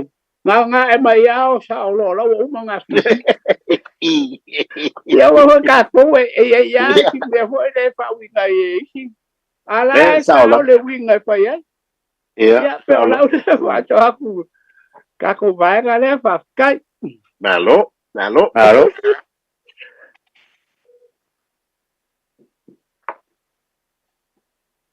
Ya isa ko pe. Hola, kalar ka ko lai nga ya. Ba ai. Oi wa. Sap. Vai ni fa fonga mai el tato tunu po wa. Ya isa ka ko bala au. Ja, il terminei lei lo Ja, lei foi isso por o isa ko bala sa. Lei eu Lei po ile sanga ya le tunu ku pe ama. Ma vai poa. Ja. Vai. Se fono le pa ama ona vai. Yo. Wai masang yang ka fa longo ka ko ngia pe ma. Telo falo poru malu le tunu ka ko ngia le upule. Ai ele ma fo angan ma fo ai. Ya. Ya, ai le mau hoi ma tu singa hoi stasi te mali o le tunu. Fai mai o le mana tua fo i le nuu le pui paa ma toa mua. Ai ele swafa se yuri ari. Ai fa pea la le mau mal tau fi fa pea o ai ele paa ale to ina le o se yuri ari. Na fa tansia mai e fo i le tumano sa fateina o mai le paa e fono ai lo lato apa. O le maula e fa pea sa tali se yuri fa pea. O le lei. Ai se yo walu e longo se longo le pa. O le maula mal tau fi fa pe sa tali se yuli.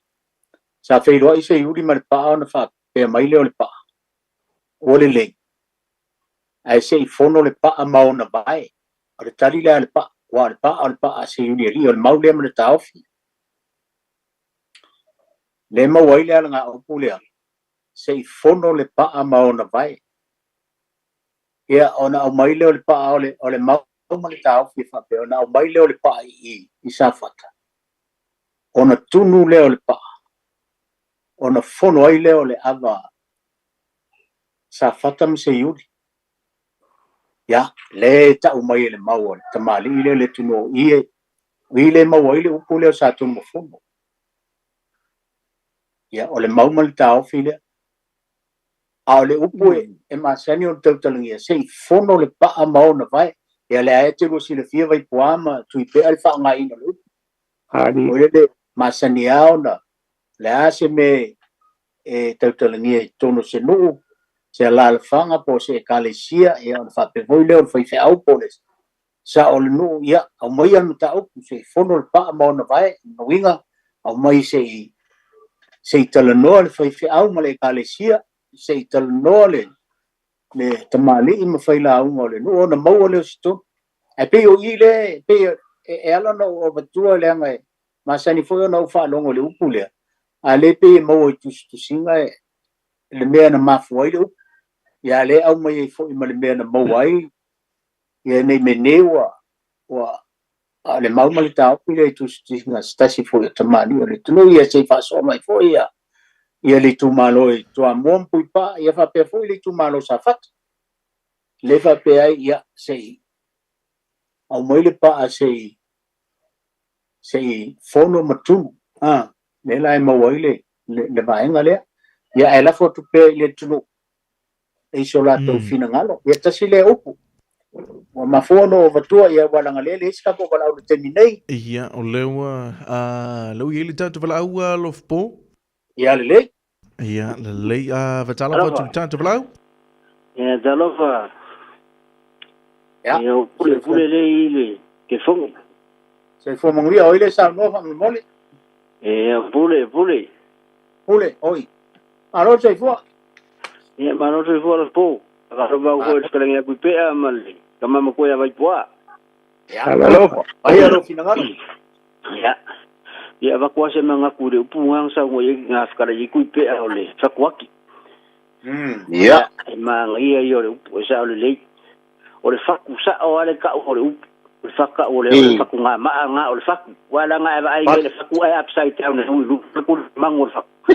pe ya le ki nga ma nga ta pe nga u mal me ia nga ku lo le o ia ngo fo ia nga ku le o isi ka kai o solo ila lo ma nga ia ko ya fu le ma ko ya nga ma o nga u le faku ki fai fo isi ma ku ia fai va nga ta ka o le fo mo ki kilo ia o fai ai ko inga ya o foi la les que nga ka la ku le solo ma ai le ko ya ki pe ka fa pe nga ai fai ma ko ya ya Paulo nga se ma ai ese o kama I maka o pe fia va ese ma o le mo le avango e fai ma iso ko finga ngalo o ke le ai ngo ka va ai le va nga o le maka o pulo ke ma ko e va o le mea le o le le fa ka o usi le fa ka ya ai umanga kapa le o kangaka le fa ka o il fa mangianga inga mfalo ko kapa fo il fa mangianga fa fia o lo ka o fi ele ko fa mangia fa fia ole bo umanga luenga fa fia le la ko va en o fa ngor sa inga fa ka sa maliu o umanga ke o le fa fia le maliu mai lunga ko ngamau o le la wa nga ilo le mau ka fa le ia fa lo inga le inga ngarua ma ke un ora fa ngaruenga le ala o ma venga ke un mai fa ngaruenga I lo le ulo la fa se au pe kofia o le ala le ku u lu mal kula fa le fa ka por kula fa le kalesia ala o ma nge fa ka wale me ko o ele kula fa le ka pa lo fa mangyang ai ngam ka pa au uma fa lo mal fa skai ele ko fa ele ala fa ngaruenga awai o le o ka vai e pe ka va foi la foi ngalo po ila ko ku lunga fa ka o ai mo ko le mas fuka na ala wo uma mai le ke ku sia la foi ngalo nga ya la ko foi ku ole ya mai lo fina ngalo oi ya foi mangaya lo ko e va ko e fa se fa so e ma fu se ko kala nga yo nga ko mai le la ya so ma nga fa lo ai mo ngi fiafi ya o yang ia fi ku pe ama lo fi po Halo ya nguia le ya mai lo fina ngalo se ko inga ya mo tadi ya wa ka ko ka ngois se si vai kai mana ya fina ngalo awo ke ka ko voi tu pe ama vai po pe sa ka ko ka mo fui vai ngai o foi si leva ya ele isi ai mai esse que me caco ngoi ka ko sa ka ko ka pu yang ka ko ngoi po ne ma ngai ma ka ia le inisio tatu wala lunga leina lufpo ya karo fo wala o so karo ia pia wo pe le telefoni Samoa fa bon mole lava fa manato tu pe ia vili mai fa bon mole lava ona sai mai lunga leina pe fa relations tatu wala au fa manato tu pe le tatu numero tolu fitu ta si lima iva tolu fitu ta si lima iva tolu ia talo fa tu tatu wala au Halo Pak. Ya. Halo. Samoi. Ya. Halo. Oile sa mo fa mot. Kai mua. Tai mua. Malo tai mua. Oi sa kalinga lo po. Alo lava. Se wo fisili akwa fa mole ah. Vai se nga. O le ame ngofo il kamali i o se ngu le po makwa kala. Wa pe o se sa o al ngu ngofo le po makwa kala. O feanga mai nga me sa mo wala inga. Ngofo il kaupo ko ngofo il sa o ngu. Ia la fisili le nga fa mole.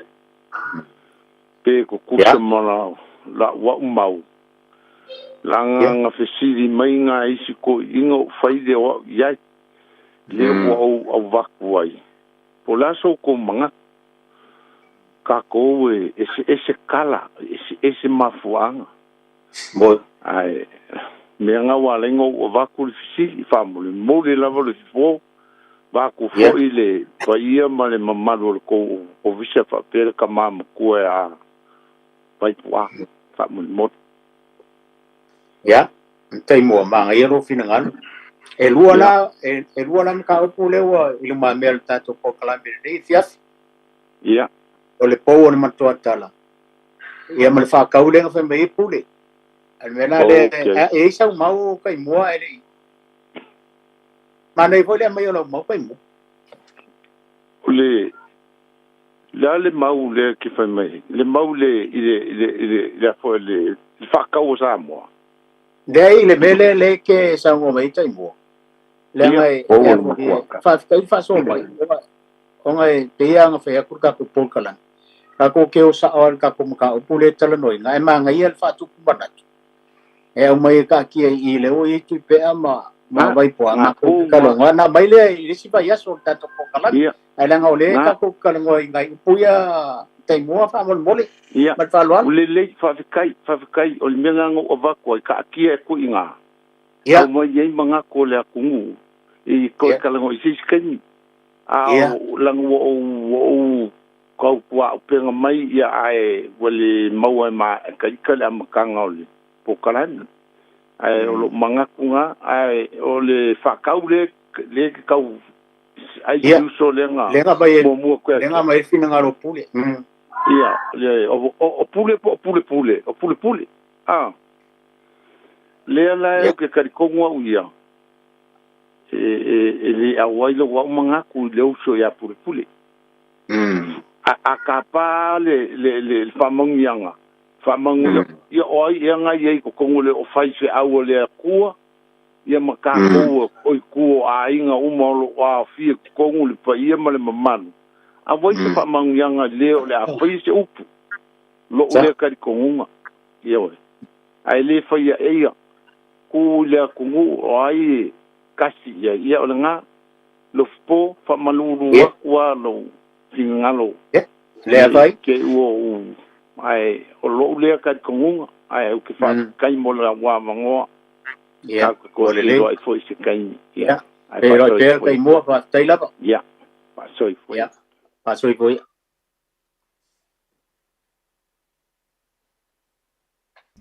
ia fa tala fa tu le sita to lau nange mama se fo mangi e ke o ku e foi po kala menia fia fa kala fa foi ila o fai po kala mene kama mo kwa ya kwa ya mo toya e mo kwa ku pea e me se klinga lo fo o aro se fo oile sa wo va mole o kwa ku fala i singi oskaria oi aro se fo malo se fo malangi mama lo ka wa kai malo non sai ya kai mo so ka mo ni kula o le fiafi ma ir ka kala me mo de ko fa malo fo ile fa ko fala inga mare kala fo a wa fa maui ya ke ko inga wa ya kula nga wa ma se bo mo ka ko mo ko mar to mai Samoa ba o ko inga fala mo kai kida mauskaria ai ka se o po fia fa so ko fa mo nga wa ma nga ye hoi ya upor ni fia ai nga mai ka le ya wa mo le ma fuanga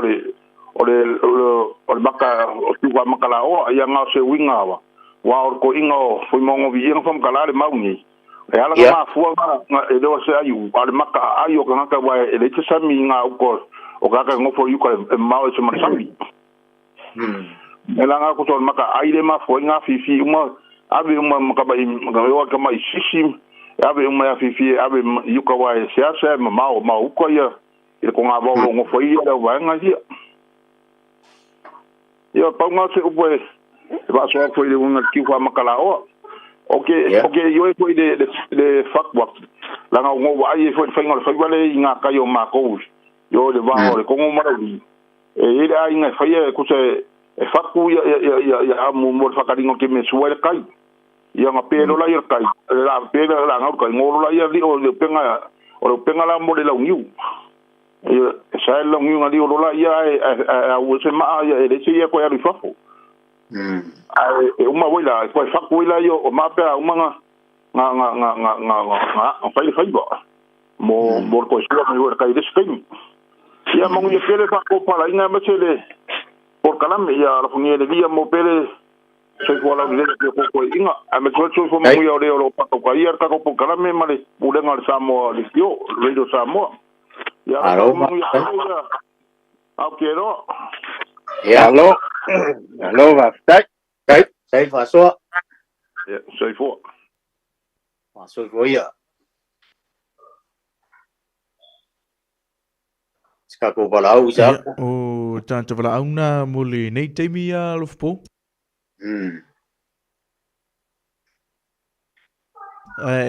o fa mananto tanto tunu ya fa mananto tu pelo matala pel tanto laina ala fa yo ye nisio tanto ya o lo fia fa soni manatu fa alini langona e awa fa o tanto upulo fa peona fola mai ele tanto va fili nei afiafi tolu fitu tansi lima iva tolu fitu tansi lima iva tolu ya lumere te vili mai ya awa fa se fa alinga manatu talo lo spomo mai puale le pel to fa manatu mo le fa fonga mai o le atu le mata upu mo le sa tanto tala no ya ye male o le mai ni o la to fina ngalo pe ala nga tau on to live in lunga o le Facebook ma le sila mai mo atu o Samoa i tawhai fio le laulangi. Le vaenga tonu a fo lele o lai fai fuanga le ainga. Ai la ai loa mamao ku lava la ua live ua umale anga live mai le masi umanga live mai si ia paolo ma ia mea nga. Live mai ia whaalolonga ia. A o le mele ua fai le kongo le ainga mo le fuanga o le aso akaya.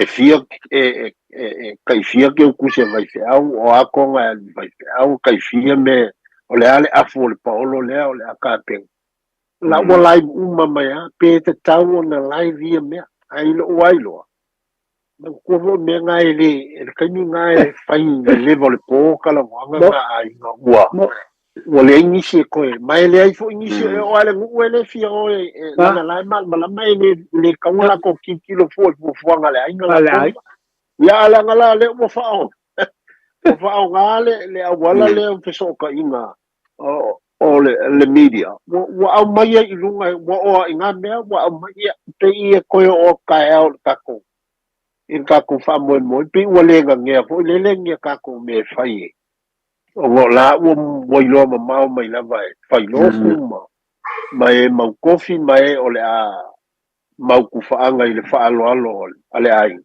la wala ko ilo ma mai angi me o kape yo le me ngai ma ngai la me se fina ngalo la le wo ma ngai ko inga ya ko inga le ya fina ngalo ya pe te mua ma pe anga mo mai so fina ngalo pe ka ka nga lai li me ya pu fuanga o me a inga a lai pu e me lai me la ka ka la kuai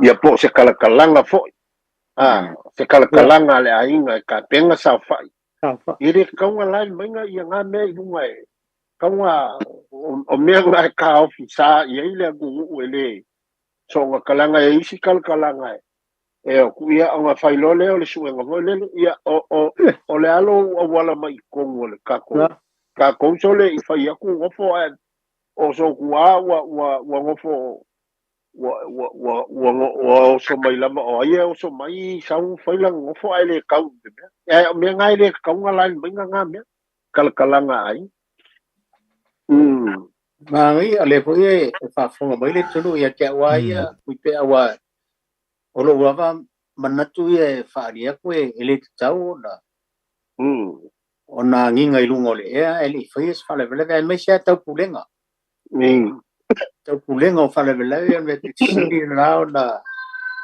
ya me se fo le vai kau nge o kai o ke malanga isingi kai nge o le su ya inga le fa ngalwenga le tu le kalisim le fatino fa ingol va yaso nei ya mana ya fa tu kumana tu no wa mai tu pe ya va ngale wa va yaso nei pisio le kale si metis ele sita inga fa ga do wenga ya de mana ya fa tu kumana tu ta to por kala mele wa mai tu pe ya le to te fa fonga mai le kaunga live ya me ele le live ole felo inga ya to tau pulupulenga o whale lave a inga lua. E lenga e ale taimi se eistala se palupo. A lai life. E fo taimi e vatu alfa fonga mai litu. E ale taimi e la foi se upo masoare to in matuo ole a inga lua. A lawa life. Lawa life. E te o alai. I lo lava mana. E te wana mata tu a inga lua I paolo mangafa mai kalesia. E tau tuona le penga te whailangi wa lewa wa tele na vivesi le tunu I nei leo penga te whailangi lewa mai tu I pe ale mata upu le leanga lewa e sao I tu pe o matu tai mua e a tonu fo I whafonga mai tai mua ma tu sa mau le fito a mai e tu nei ya to e lewa to e au mai tu pe ale vaenga le leanga e tau o tele ai pe o le mele na whasoa mai ia tai mua ma ele vaenga lea ma ele talo le fale ma le mele faso ma ia pule le ele fo ele tapa ole au fainga ruema ya ta tia I sei se temi mo mun mai on tato to lole po le vayas sei fono foi le pa ma ona vai pe ole pule no tu Mali lo ini so tanto falau no leina fa mun bola valu po ya ole le ya fataro fal balau or swaf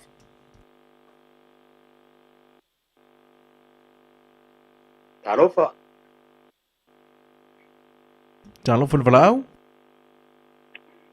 Arafa al sungai isa ako na kariyo amu so fu mun via ole sa no fa mon ya ai fo se si para amu le kamalo fa koko ai ya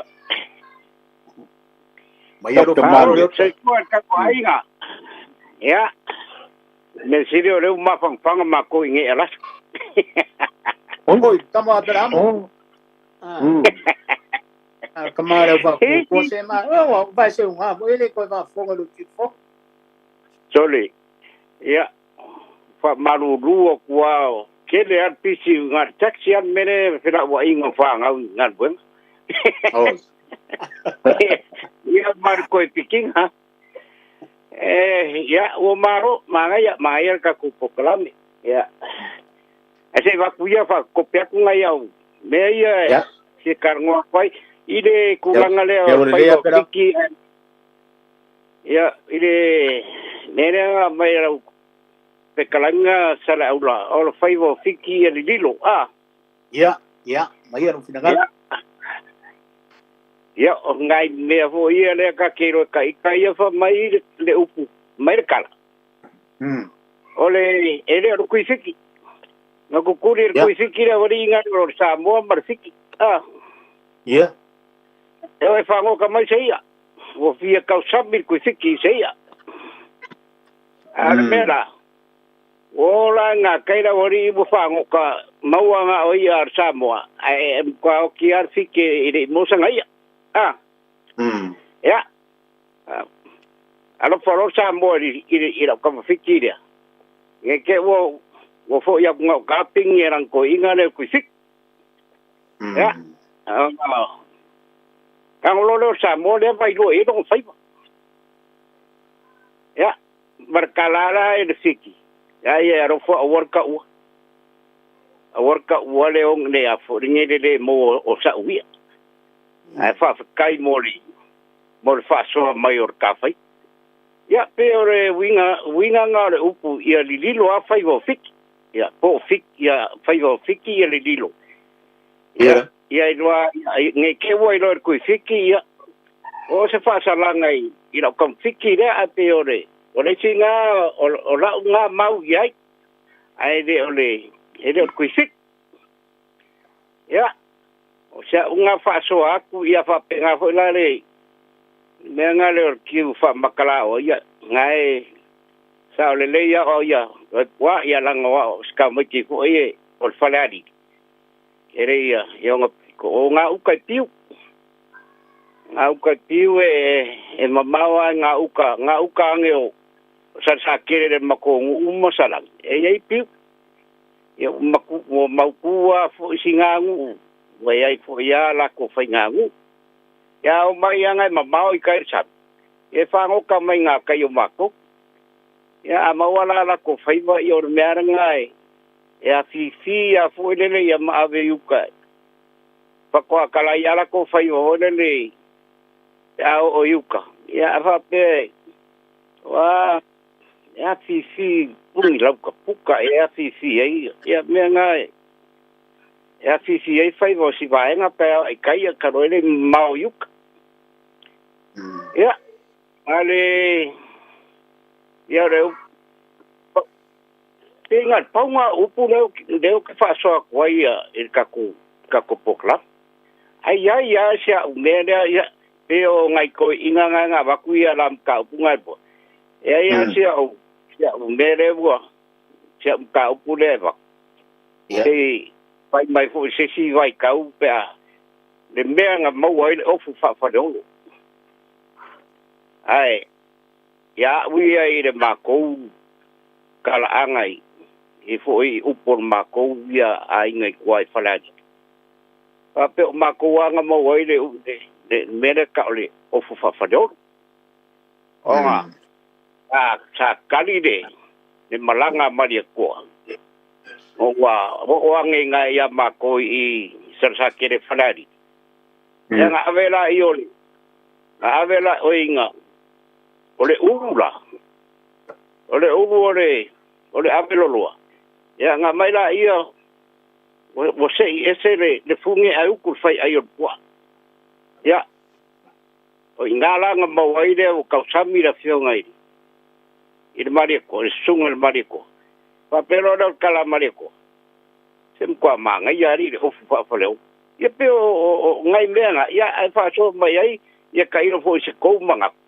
ma ko ai o fara reading ma fo mai de punga ai ma ngu ya kere ka ko por kala ai apela kai la ya ngu ya go la ma go nga ko ma yo ya ro fo kere tai fa so ka ko pero ai akiri da va ngal paunga ngai ber ngai ya fiat ya ai pa so fo ya ngai fiat ya so fo ya Ia, whaatalo whai tulesi tātou whalau. Tālo whai tuli tātou whalau. Tālo wha? Tālo whai sāku. Maro se fua. So i whaman mia e lo vionga? Ia, maro se fua. Oi nungo lei. Ia, le lei. Ia, oi le sa loa wha mole. Oi le nungo lei. Kai. Kalo le to kala va ko klainga sale aula so kala via klainga no ko ya ko pe ma ko ya vai po ma lo la va se fu ma lo o sa ko kala anga yo pa ko o va ko ma ko la ye ko fa no ko ya ko pe ai ko la no to ka inga fa ngi na po ya kung foi ele afia makangi iso umanga kunga wa ya pulang al ya emongi mafa maongi masao le sino ngalo por kofa ya kuipea ya iso wa ya vai tu fanya kaya le kulanga I fisoka ina whange i onga pō, kūlanga o ia ia. Kere whongi, ni whaari whape kongo, enga ka whailang. Ia e whakongo e rau puaka ma whainga, i whape whoi, makapia le manga ia. Au sikiu ki kau aga le lo le mga kunga wa wele kaya i mamalo le kumora ko finga. I makai o ku ai fala vela vele ma ainga. A komu a o lo le kimi le o le a ka fale me le ainga ia wa fa ka ngu le aso mulmulio se fala vela ve ku nga ai. Io makai o le ainga ko o se me fu kongo ka ko ngu wa le sa le significa ka ingo va pengi la so. Ai o makai ka nga ve fa ko ngai. I alo mawhanga o ki ngā ko mai kai e mai la ko alo la e ka wanga ko la lo ye ko ngā mau ko o ngi ko e lungo ko ke fongi me ia awala ngai mongi ana ko wanga ka ko maga maka uma ko e mai I ko fa ia mal fa ko ngā maka i le am se maka i ia maka ko ye a longa pa la vela ava pol maka I o la isa mo a o ngā lo ye ngisira. E mangi ngā la ku mai e kua lalo. Po e mai mau mai lungo ke fongi me i o ilo po le ma mga kua ingo fai mai a verifia. Ia e ma fai o ngā po e o le lai ringa e ngā onga ia la fu longa manga a veli e maka e longa mape a wali o saufi. Mani maka I whala vela ve makula ma whapea. Ia le mele o ku lungo le. Lungo le lenga ko ngwe le ya se makai e fia maka e mai awo so ngo ngalo ko ngulu pe ka fai langi ka wa ngi ki pe ngo fai se fina ngalo le ko ngi vai ka u ka ko ye nga me e ai mongia e le lei nga mai sa pe ngal po klame fa ko manga e fa ngo ko ya pa nga uma ro la ko fai e ai me ka la fe unga kuulunga e me ma ko I le ka la fe nga ya ma kuulunga I le ku ma la ngu fa sa mo yo le se ma ko fa di ko I si kuranga uma pe ka pe fa ko ki ma kuranga fa pe ma e fo fa so me ya pe a mo ye me ko la ko pe ko sa ke le mo ko ya tu ya nga ma nga ya sa le fa so ma ngi o pa malo ka ya ko inga malu lua ma ko ya wal o la me fa sa mo yo la via mo ngi sia sia fa mo yo le ko mo le sia ka me mo yo ya alo tai fa so tai talo ole mane le te unga le a mai talo ele se me o ia pe a pue ai awan I livinga e mai o le pu e fai e ile ia tangata umama suli o le ainga pu e so se me ana pa wale o le mea o le fasala lau fala wa tele o le live ia e tawana ia ile fautuanga ye o fa sa fa o le ainga ma fai ia tono le ainga awane I fa fala wa tele tuali e seisile le tato saonga le fai la ngai le fitau ai o le pu mo matua o laile o la matu o le New Zealand po le Australia wa o la koia le ava kua le afa le kupe fai ai mea I Samoa ia e kau o ngai ai se fa mau o mea masilsila la tou I mea la e fai Samoa I se tei e le a fai inga le live o kai mi le wa ave fa lo longa ma tau inga I kongo frisa ia po le ali mea po le polo wa ko ayaku o le mea lea o le whaasala lau whala wa kele a koi lo ma le kako fuafuanga le lafa pa I lai mana ia le fina ngalo lea wa le whautuanga talo le lei o na pue ai pue la record fo le ai awane I living awane I whaasala lau wa whala wa kele fo le I taimi le nā langa o mea nai tauna patino lava nā suri ia tonu eise si wala aua o le koe mafo le fiaf koe suru lima ka komingu kere koe ei Ia, o le tata walau le tasi fa mo lava. Ia. Talo fa walau. Alofa. Talo fa mo pe fena kiki teisi lalu tala fa mo lava. Malo tua. Malo ko. Ye fa malo ko ye fa ali ki. Leo manino mai tala noa sto ina lea sako. Ia, fa mo lava tama pe faina kiki teisi lalu la au fa mo lava. Kikele ilalo, o le kikele ilalo le upu ka. Ma pe tape. Pe tape lolo la au fa mo lava manino mai tama lea o le tala noa. Sau no mai lau il laina fa mo lava. Ia, fa malua kwa ua. Ile ai o kwa wala kwa le lungo ko kala mi ni kia. Manga ya. Alo le mangingo ia. Manga ya. Malo talo fa. Malo oi sofa. Malo se fua le musu. Ya. Oh, ya. Ya. Yo. Fa malua kwa mai kwa. Apa ko kuipea mane. Uono mal marble pot kalam. O ke le au ni nga o ke aluli. Le tu malanga la tu. Ye. Mongi le te kala nga kuipea. O ka vai fo ni vai ka swing ole. O le oranga. I nei wai ni. Wala ni mo lungole. Ke fong. Ye. O lo la wala ngona.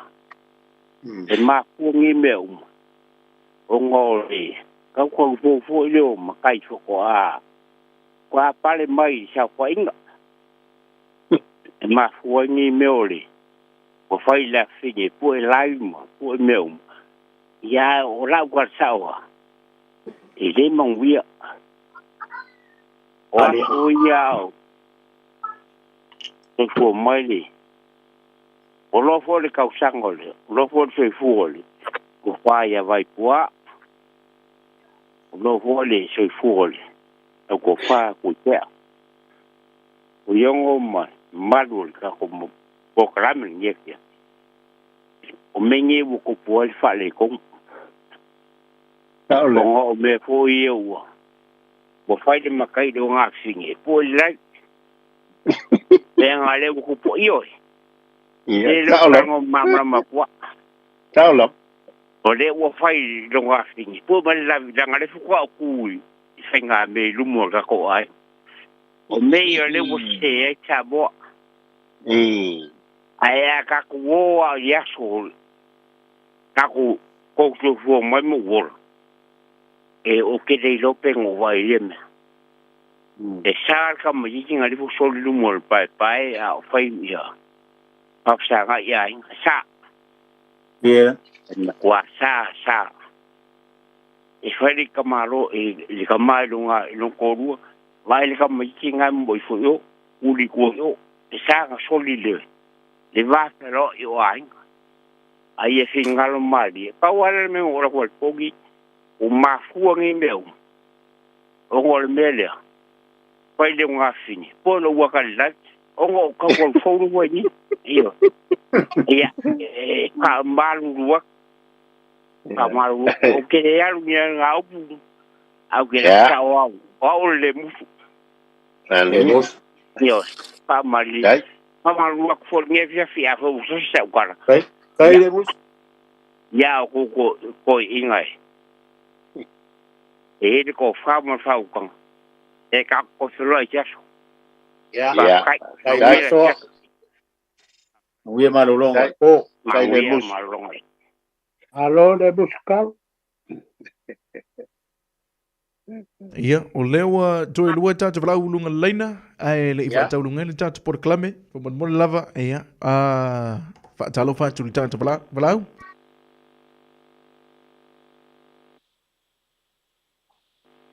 Talo fa? Ya. Oi so patina. Ya, maro soy fua, ya o tun mo fono le un telefoni. Ya, we mala mai la ya sa como fongo le wo mai. Ai marus. Ya, o que mo bo foi nga ufas kai de por te ngao nga si sila foi ale maro le mu oro te ngao nga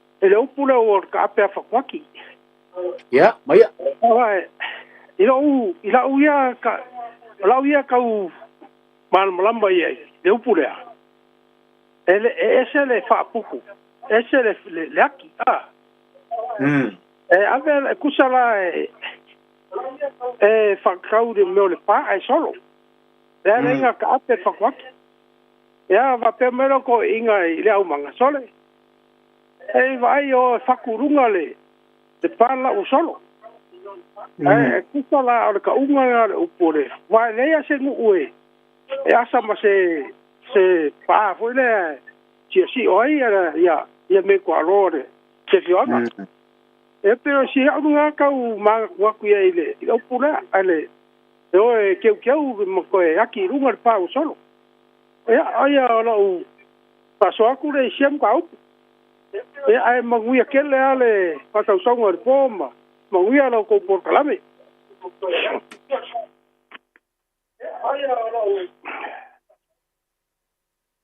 alo va tai alo ya la fokuia o ko nga mankoe ako vala mun muri fo ya po mai matato por kalame pe si me fia tala e kama ko ya vai kwa kupea ya kai ro po pale si bea mole nga fa lo o le o ka di mai nga ya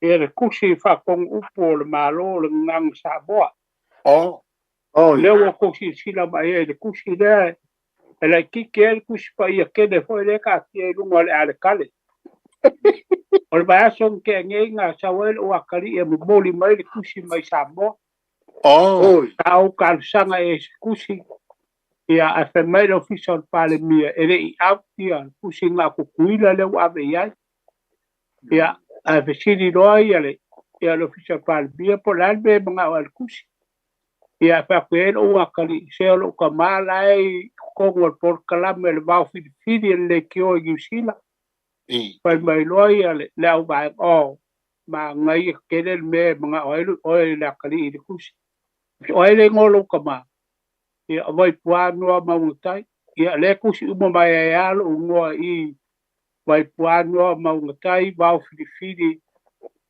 ole le kio Samoa ia pera o pasi sida kua le o kusi de sida mai le kusi nga ia ole kwa mafia mai kwa va mo se ko kwa e no va mo le ne kusi ia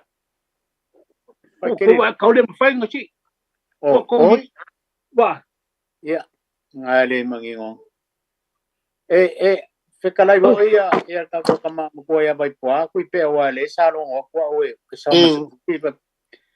sa misie o le kusi sa será ko furu le kaninga lon sa kusi ya pe kai o le asumun muria la usau e vidia ku le ofisa wa ngalo ofisa wa sa wa le per kusi foi le sa ya ele maua ale kaula e fa kaua ele ofisa wa onga ele musela udi musfulu ya ele rola el saple I le mota samopo mo el temi nei pea le ai ele o mo ai fo ngo wasi ya ele le a kongo vo e sia so vo ka ko kala me fai ma menga I upo ngai ka ko kan ngo ai pea o ele vai aso ai la fo ku e fa marka ko kala me langa mai ka ko kai me fa ku langa ingai ngai por kala me sko ingo sa ko ta ku langa inga ngai fia fi tu pe ama vai poa ya ku pe kala ia pai un ka ko aso ba le nga pa lo alo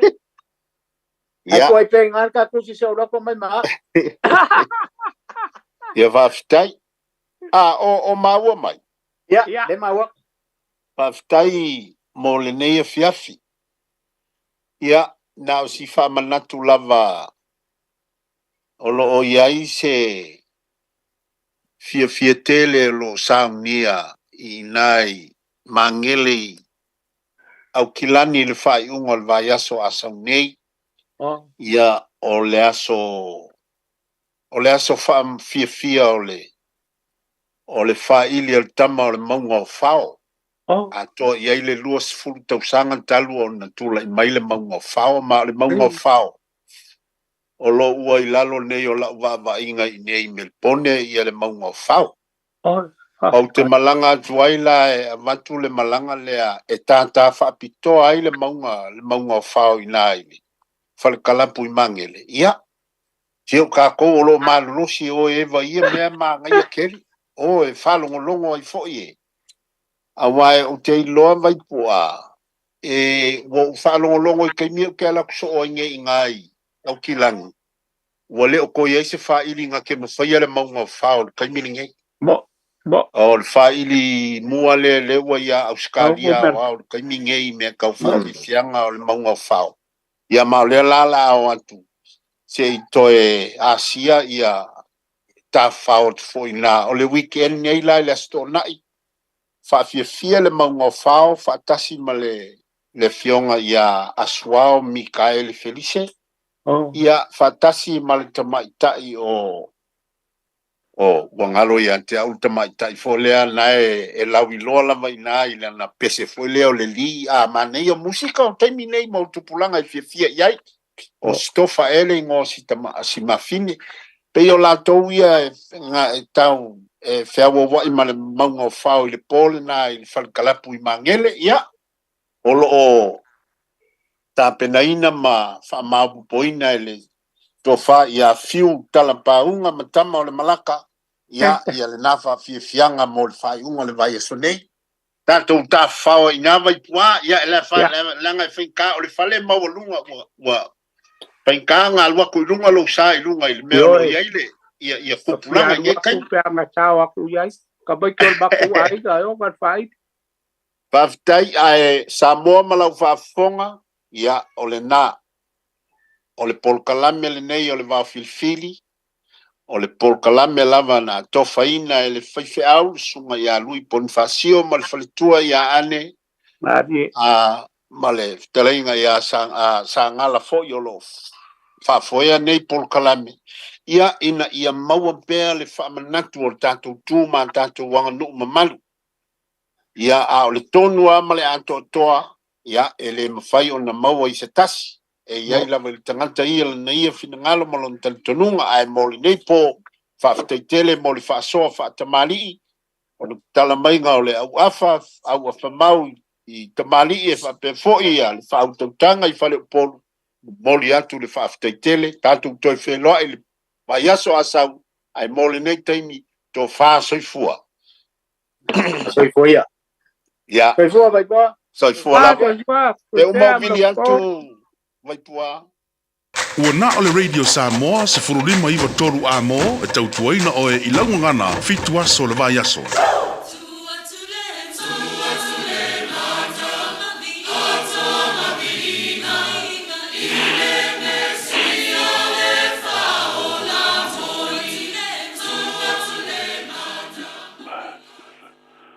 Ia o te fia whatalo whatu le nei fia malu lo tātua tunu I tupu mai ia meisi fwoi o whalupolu o tō whinga. Whatalo whatu fwoi le au whinga runga tofia le tua I whatawhai taulanga fia o lo launga ina le soifua malu malo lo tātua li o Yesu Kiriso.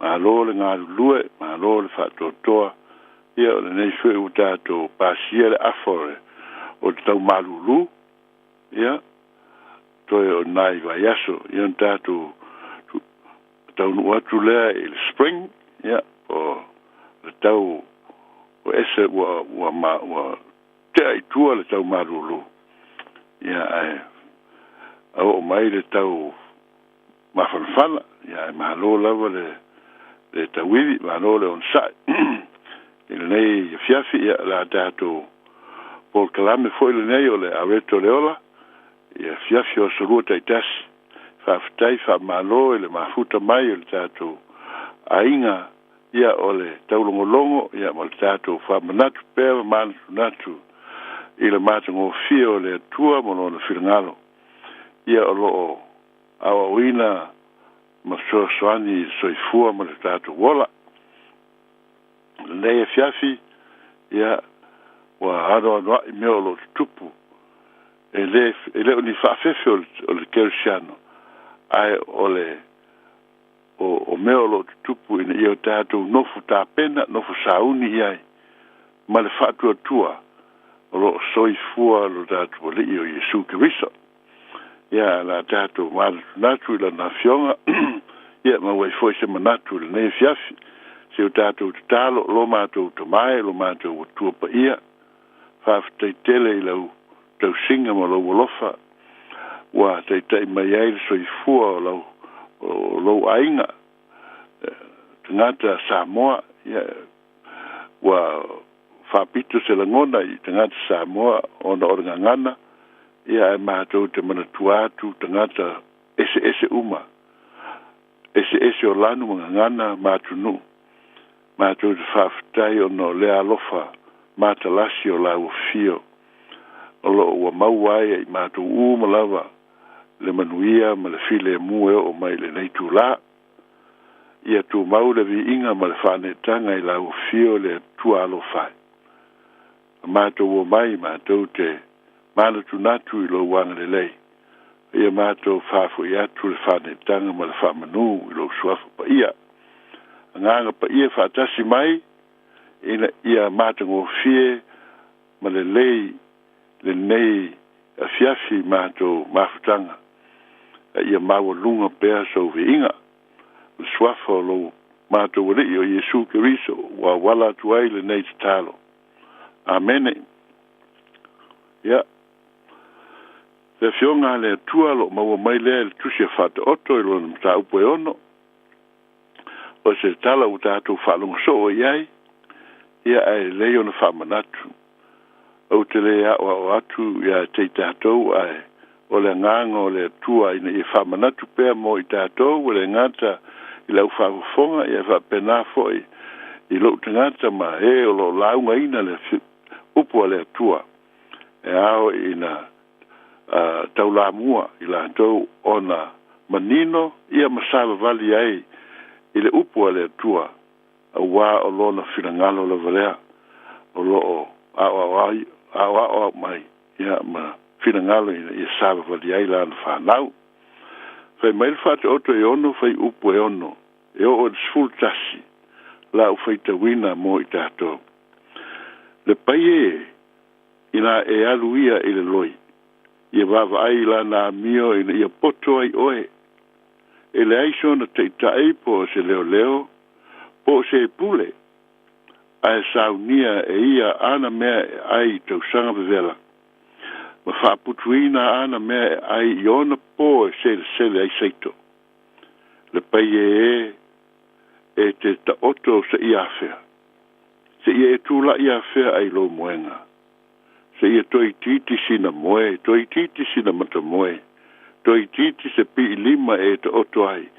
Ai o mai lo motiva e pei o le malanga. Ma lo le tango lima e pei o le tangata o sauni lana au penga. Ia upu ia o tātou whalongolongo ia i le nei fiafi.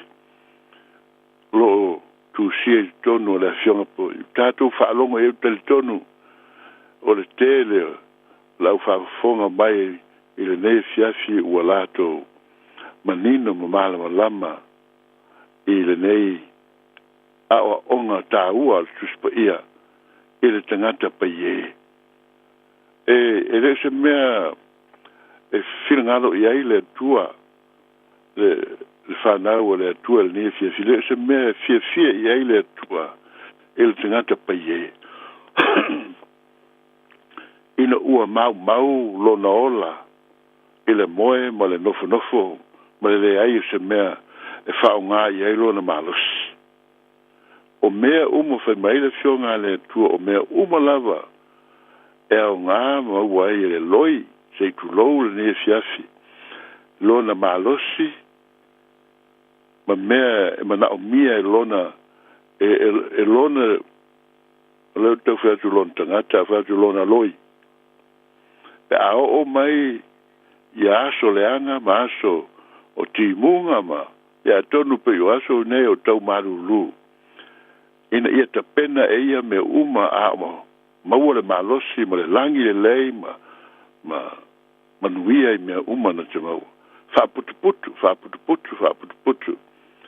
se yo ina lava matoe e o mai aso o aso leanga a wala se me e popole ai lo na loto o matuai ele o ia de se fia ai po se fia inu po se o le ase me le sto falo lo se me fia maua o ia te ia me uma pe o nei te penai i le tausanga atoa ia po le vai tau o le mafana fana pe o le tausanga le vela lea ma o ia whaputuputu ai o mea ai o mea na ia seleina i le teimi o le matua ai le seito tūlanga whapena pe o na whamataraina e le ngata i lea whai mai o le tangata paie o le tangata e te oto ai lava e sa ili e ia se mea mawhau ia moe ai pēa ma te oto ai pēa awala nofo i lunga ai o le tangata na whaia e le atua e tele o na wala awina e tele le whiringalo o le atua mō tangata uma ina ia o ngā o tātou tangata mō hia malona whiringalo ai meise o tātou ainga o tātou whanau ia pole i le whaatangata ia i tonu le ekalesia ma tūlanga o mwhapea o le tala le nei o lo whaatau i le tangata i le tino nei pei ona e si le fia Samoa tātou malama lama i le winga tātou te re fia tele i ai le tangata e pai e tātou te le ise si upu e whaamatala i nai o lo whaamatala mai e le tuspa ia le tangata le fia whaiswhe au e le fia tāpena pena e le manatu e le lumanai ai fia lava ia e nā le nofo ma le malolo ma le moe ai le aise se ngā ruenga e whaia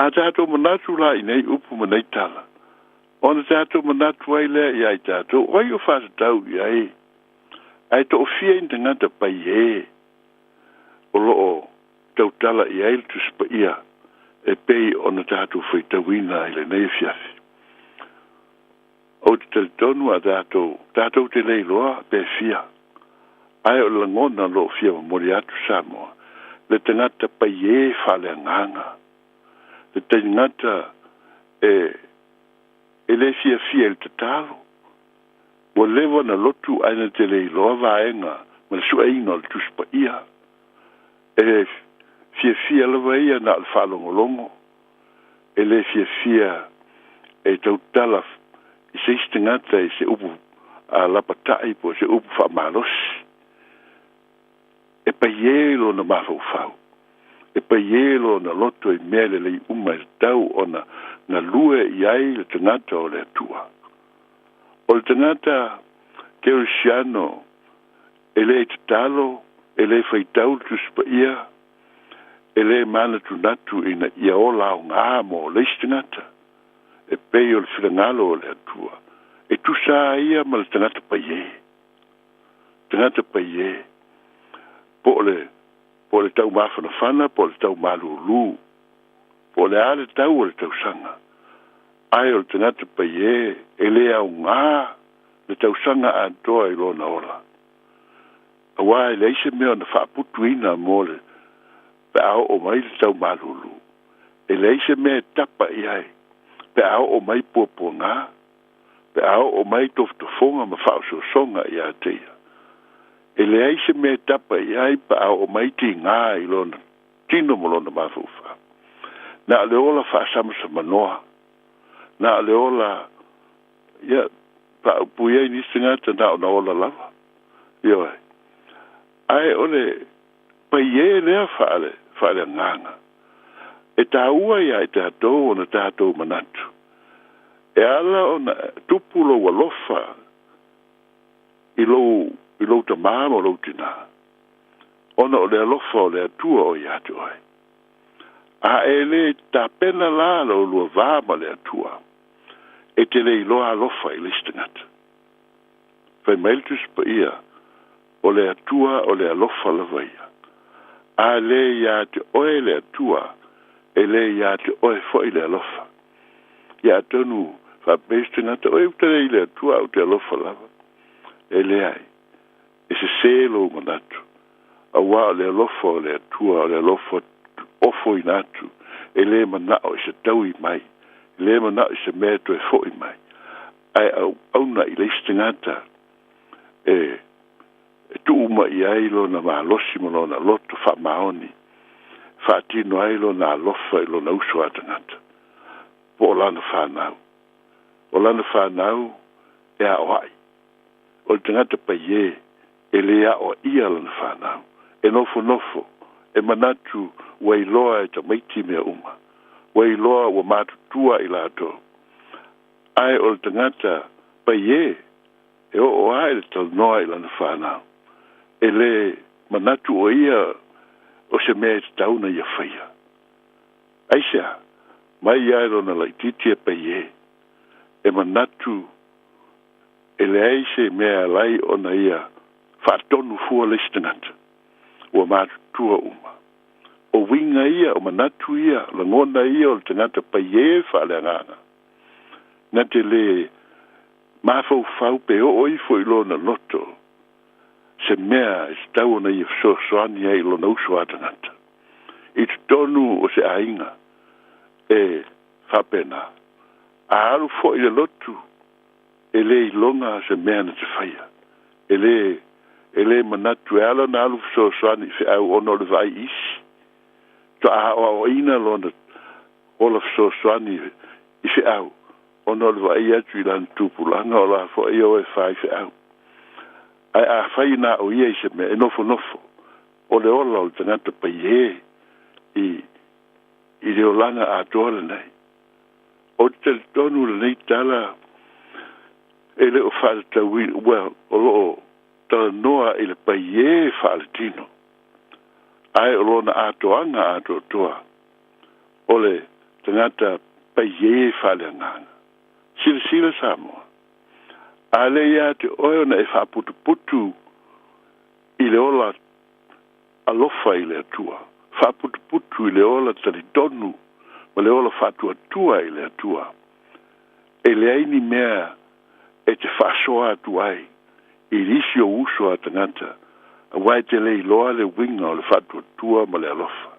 E te le iloa pe whapewheo na whatino, le ola whamaoni i mea whai ma ngā ruenga whai. E te le ngā lue ai, te le fia i ai. E te le manatu fo i e ni whai.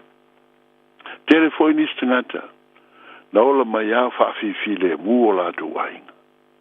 Lo na o langa. E tupu ai foi, e te iloa le tūlanga lai ai. E whiaro lua i soro, au tangata pa ye. E usu mai le lotu to e alu whale ai pa ye. Whale nganga le nata. O le tūlanga pe ona iai le whai upu le iwa whai mai le paie. E te ta oto e se i awhea. Se e tūla i awhea ai lo moe. Se i toi titi se moe. O te tono lo tautala o awhea e te talia i na ai le atua i le whatua tua. O awhea e tui na atua i lo loto mo lo tangata atoa i le atua. O lo soifua na maliu tui na mai lona soifua ato toa mo oe. Mo tangata uma. Ai te leo whatawa ina lona soifua i ato oe. O lo e matamoe. O lo e pi lima. O lo e whiaro lua i pei oe stangata ola ai le aise se mafo faude lei o iai. E tā ua Samoa iai tātou. Ola avea i tātou mo tangata le paie. Tangata tatalo. Tangata fia i le whaitawina o le fionga pa ia le atua. Po le ale tusi, le ale mo tā upu, o le ale talo, o le whenga inga tuai o whaitau iai. Manatu iai. o te ngata le pa ye na te sa ili pe ye so tanga o le tala le molona o langa a fai le ai ai ma fai na o ina ai o ia mo all of so swani le isi uso a te ngata ioe le ma fai nta tu fa pe mai o le isi mea o le fionga le tua e o ngā i hei oe maha o le fionga le tua o oe le na o a ure na o tātou uma lea e le i tu fua e le tua lona whirangalo o lo tu sia ia ina ia o tātou wolai tātou te fiu e sue se vaenga tātou te whitau iei ma le tua ma tātou tautala ai a tātou whaitau le fionga le tua o tātou i loai lea le whetalai mai o le tua i ai tātou ma lona whirangalo sa mai i ato i mea e te tau o na tātou whaia ma tātou wolai whai mai i ina i o tātou ma ati tau i ateia alofa i le tua ma le alofa i tangata o mea i e whirangalo le tua ina i o tātou whaia e vi i ai lon swaf tātou o ese ma le ola pa ie Samoa o ese ma le ola ta fitfilia i lava le moenga e le mana tu natu e leilo a o ina tātou masani ai le olanga le tātou te le ola fia tātou te ola whano noa tātou te ola pei ole te ropo le me fatusa ai ole o te ngata e whian wai ai e leiso naunga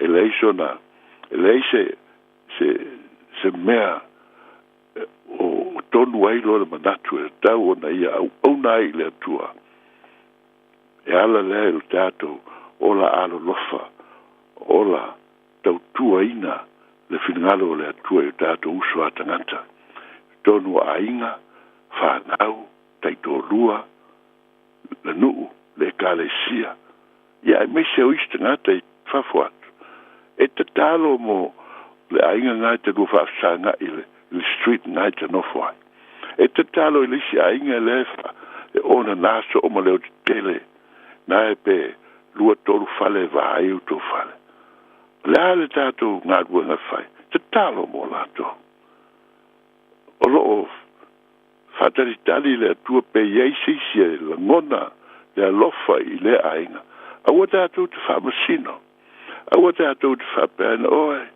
o le ainga o whapea i ai lato le a whaina le whamasino ina ai te talo mo i lato o le tato tiute o te talo le maia i ai tato se awa noa tato te whamasino ina ai stangata ai ao ni tato wala lofa a whai te alofa i le atua i te lewa ai ai whapewhea on tato wala lofa i le rolangi nei pa whai tato te le whatino ina o tātou wāro lofa i o tātou uso atangata. Samoa i le nei fiafi.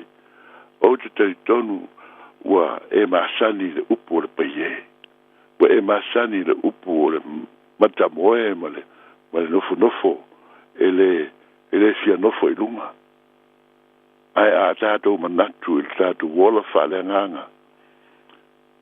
Le iloa po o mea ia o lo tāu fiofia lo tātou wola tau tua mo le ola au auna i le tua ona o le anganga pa ie o iai tātou o le mafau pa ie o lo iai tātou ave ese ina te talo i le tua ina ia ave ese ina le pa ie ave ese ina le whawai vai ave ese ina le manatu fua mo le ola whamasino i le istangata a ia mai le ola to anga le ola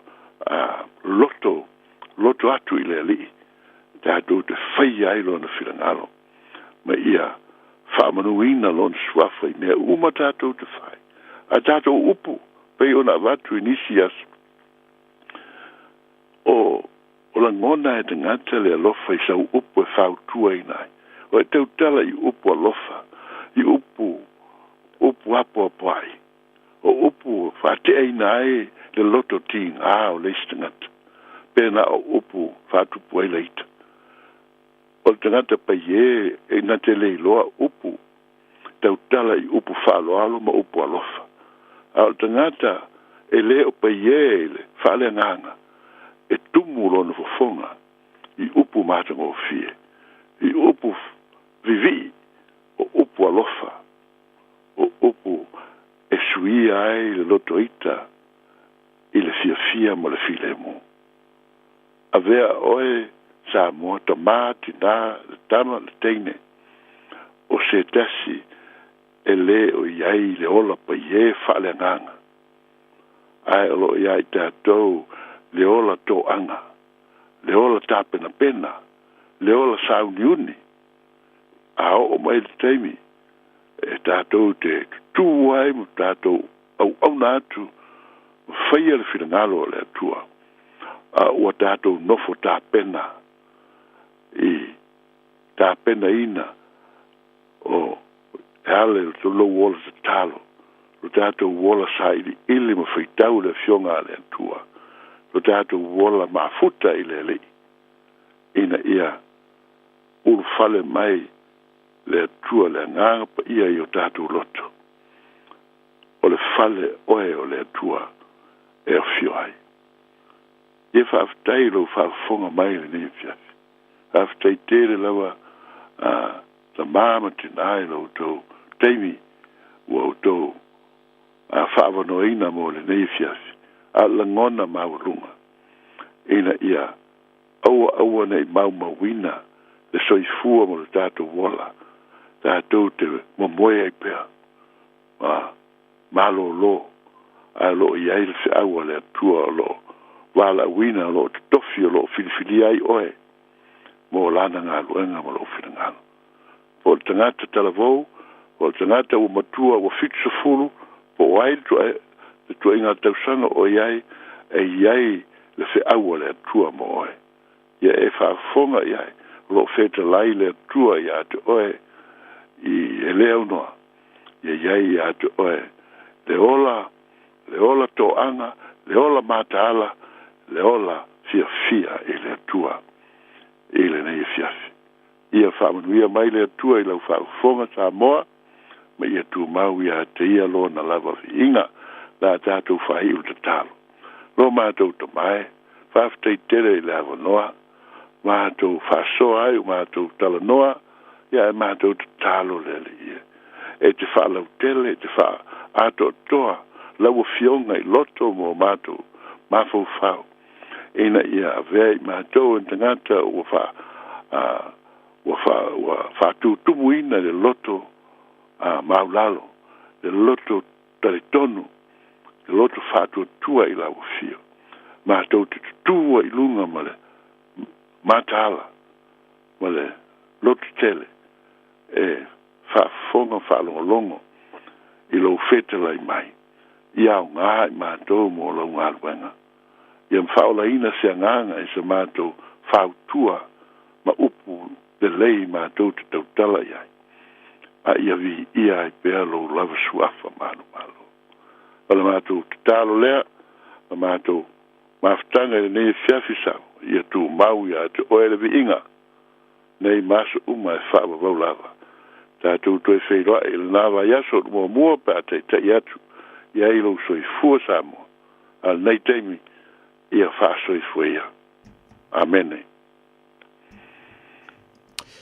Amene, amene, mole ai toile nganga whaafitai le sunga, le whawhenga ia pasta, le Sana McCarthy, ia, awa whai o le tātu pora klame o le arento le o la peo na masani ai, ia sunga, ia sulua, vea taitasi, le tātu pora klame o le afiafi toi Moses Fopoponga, ia, I le taimi masani, Lua toi tolu minuto tale I tulai se fulu wa tau lunga tuai ma se tau tua le tau au na tau vaa le neo isi ako whaafitai lava Samoa mo le tātou mawhitanga le nei asu o le as fo isa ngano le as tau tua o le tau tumali ilo whaafunga anga malo mai moa ia lafu inu ile aina awa e poto le tau tai e se se na tui hama ia iai pelanga leo le tapa au silo I langi lo tau soifua I whainga malo longa le neipo a me se fo inga ruenga o lo I neipo ia ai tātou te whilo I le aso a taia pe au lia le lofa le tuno le tua Samoa le tau una whaatau waa le neo isa ako soifuia ma ia manuia.